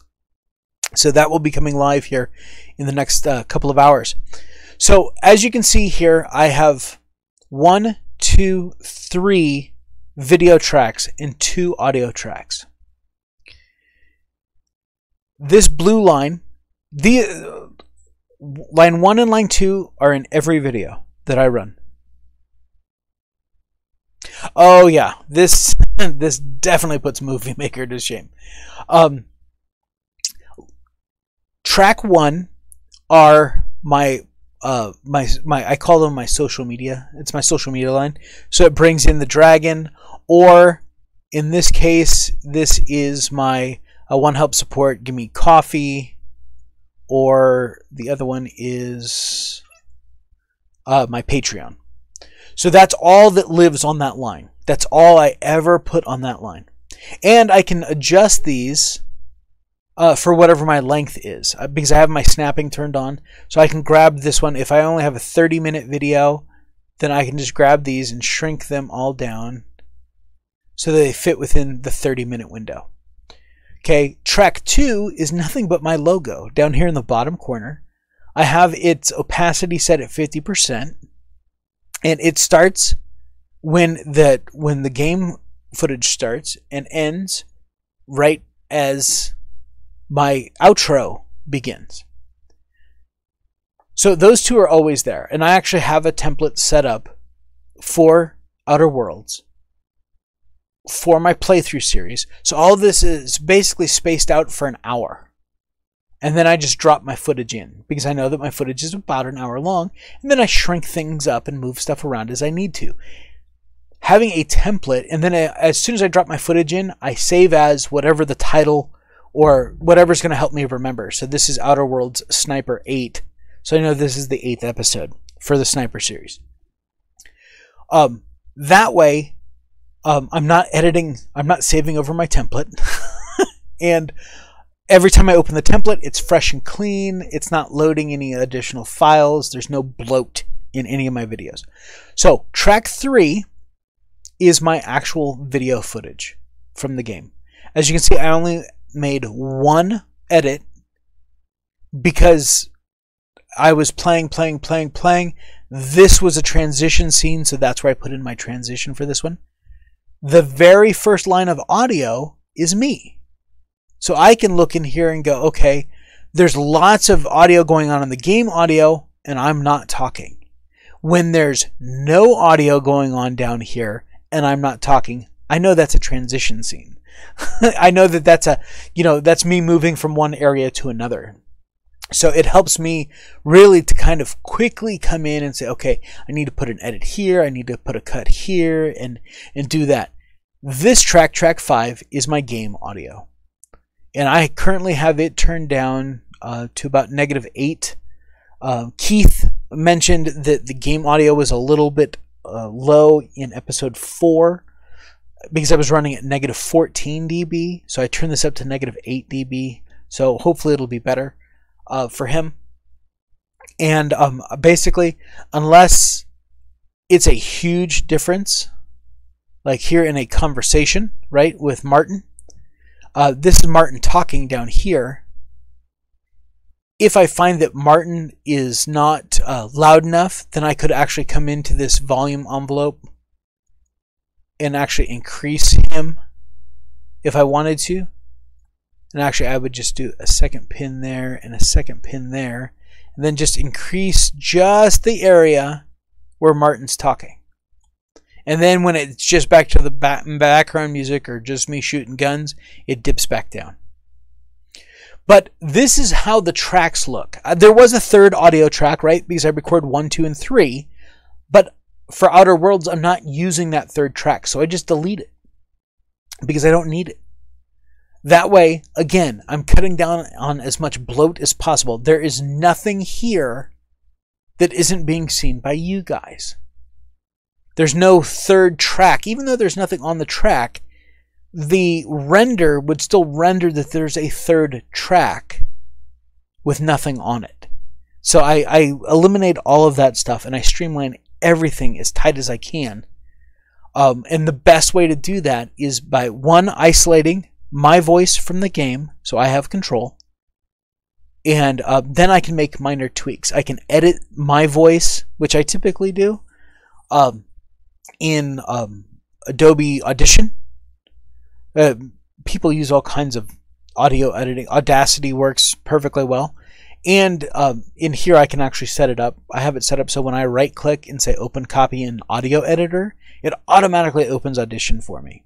So you could do the same thing with Audacity or something like that. If you maybe you're a little too soft and you need to bump yourself up, I don't try and do any audio work in as far as like my voice. Like I could turn the dB up or down in here. I try not to do that. I want to use an audio program to edit audio. But the whole point of me showing you this was so that you can see that my voice, if I solo this, let's go to a part where I'm actually talking. You can see it, which is the goofy thing. Why am I buying a costume accessory when you can't even see it? Right. So I unsoloed it. Now the music's playing in the background too. Or now I just have the game audio. So in OBS, OBS is what allows me to do this. Because if I didn't, if I wasn't able to separate out the tracks and it threw everything in for recordings, that would kind of suck. So if your audio editor allows you to do multi-track audio, definitely set it up in OBS to do that. No, I don't want to save that. So that's it, guys. Volgirl, do you have any questions right now? I mean, I can open up Discord voice chat, and you could jump in if you wanted to ask me any questions. I know Strontium had to run, and I totally get that. But I want to answer any questions that you might have, or that anyone else has. I mean, I see I have 4 viewers right now. But if I don't need to jump into Discord, then we'll just move on.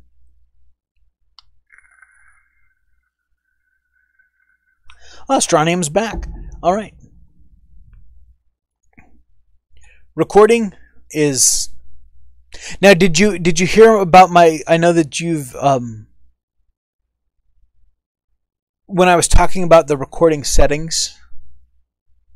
Oh, let's change out my profile. Go to recording. Settings. Basically, you go to output. Make sure output mode is advanced.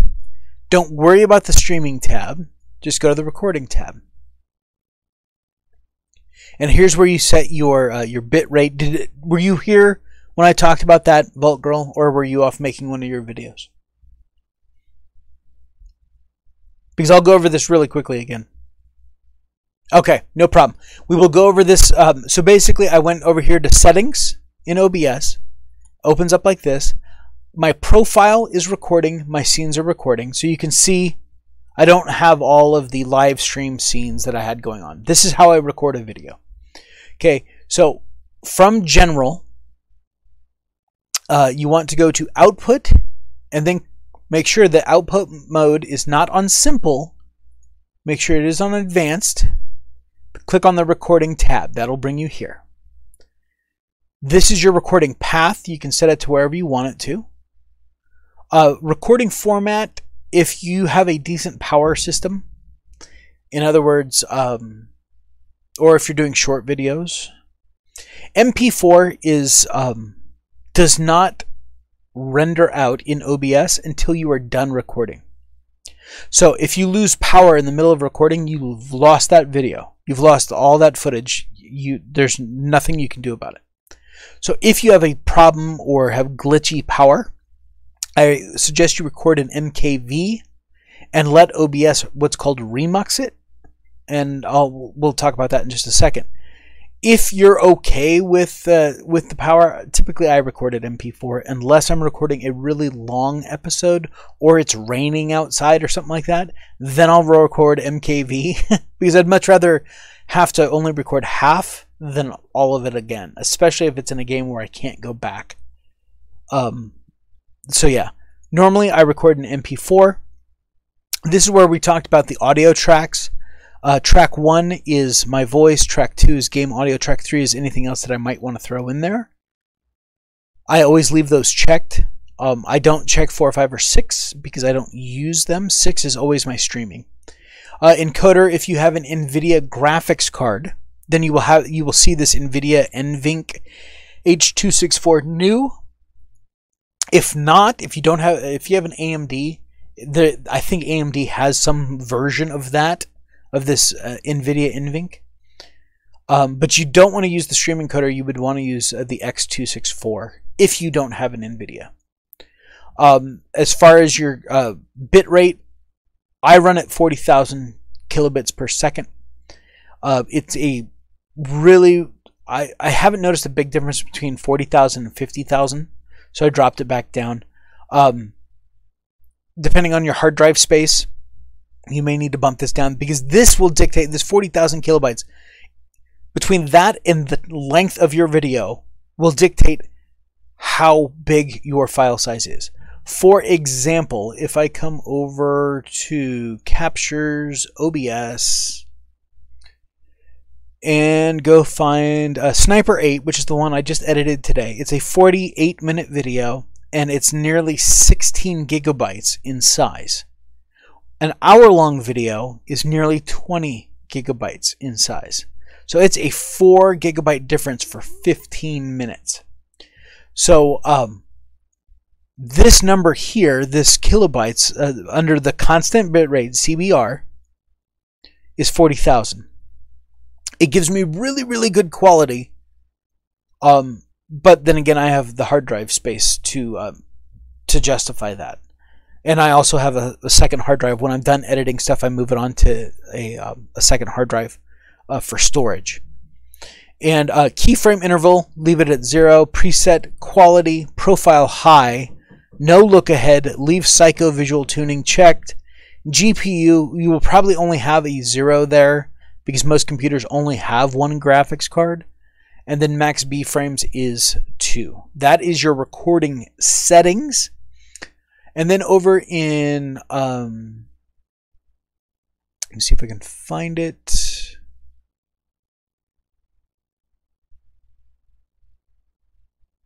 Maybe in advanced.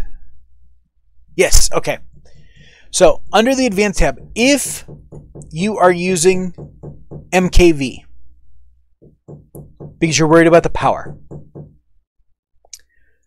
you don't need another piece of software because most video editing software, at least Sony Vegas, will not edit an MKV file. Doesn't even see it when I try and open my video files. So I have to convert, if I recorded an MKV, I would have to convert it to an MP4. That's what remuxing is. Under the advanced tab, under recording, you can say automatically remux to MP4. So if you click on that box, you're recording, you hit stop recording.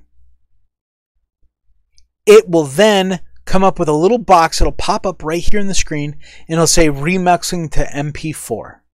And it'll have a little status bar, and when it's done, it just goes away. And now you will have in your file, I don't think that I think I got rid of them all.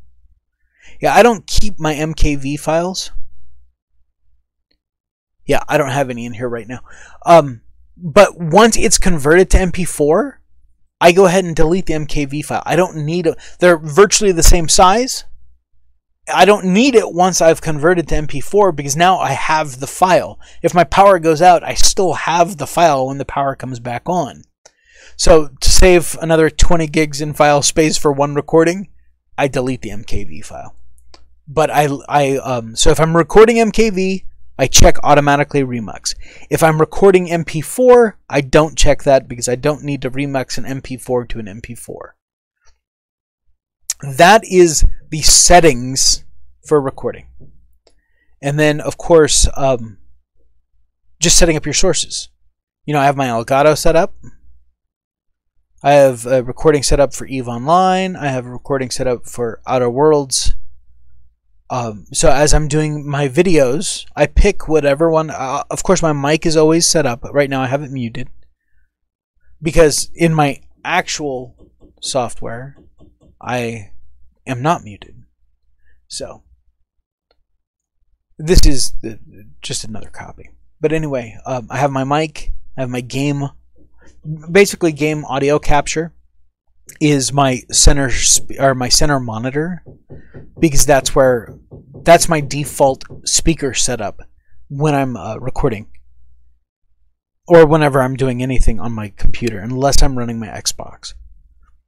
And so I have my audio for game audio capture, my audio for my mic, and then when I turn on the Elgato, you'll notice that the Elgato has its own audio bar, because I am getting audio from the Elgato. So, and you can set these up so that they run vertically. I don't like the vertical as much. I like the horizontal better.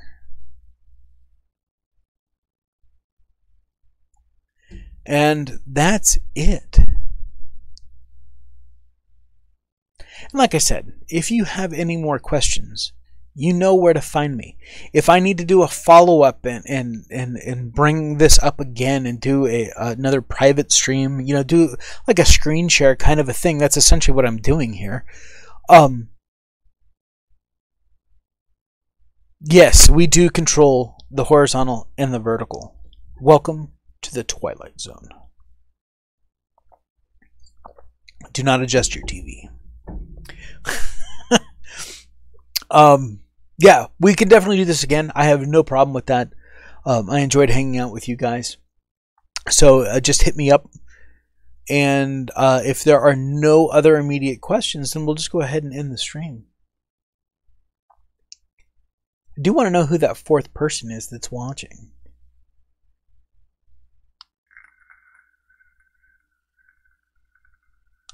Not a problem. And if you need me to just do screenshots of stuff, I can do that. If you want a screenshot of, yeah, hell, I'll create another channel on my Discord page, you know, just for OBS stuff. And I can put screenshots of all my settings, screens, and stuff like that so you guys can see all that. Yeah, and hopefully this will be able to help. I know that Sar was interested, but he's streaming right now. So I know that he was interested. I know that Nasty Bones had questions about OBS. He's using XSplit right now, which is another software, but they're charging you for like premium features and stuff. So I know that he had an interest in this as well. So I will be reposting this video live, not as a live stream, but just as a recorded video on my channel. So yeah, if you guys have any questions whatsoever, matter of fact, I think I will do that right now. I'm gonna drag this over here just so you guys can see it. And in the village, this tiny village, we're gonna make a channel, and we're gonna call it OBS. Oh yeah, you can't capitalize stuff. Talk.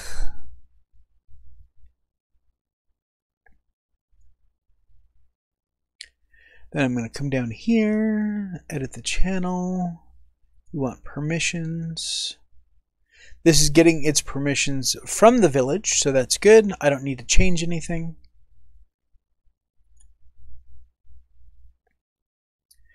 And yeah.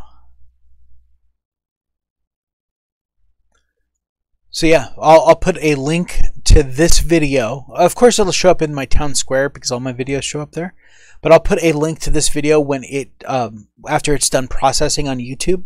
I'll put the link here. I'll pin it so that anyone that comes in here can go look at this video, and then we can I can do screenshots of stuff, and we can just have a conversation about OBS right here on this channel. So yeah, that is going to wrap it up, guys. I appreciate you guys hanging out. I hope that that I helped you along.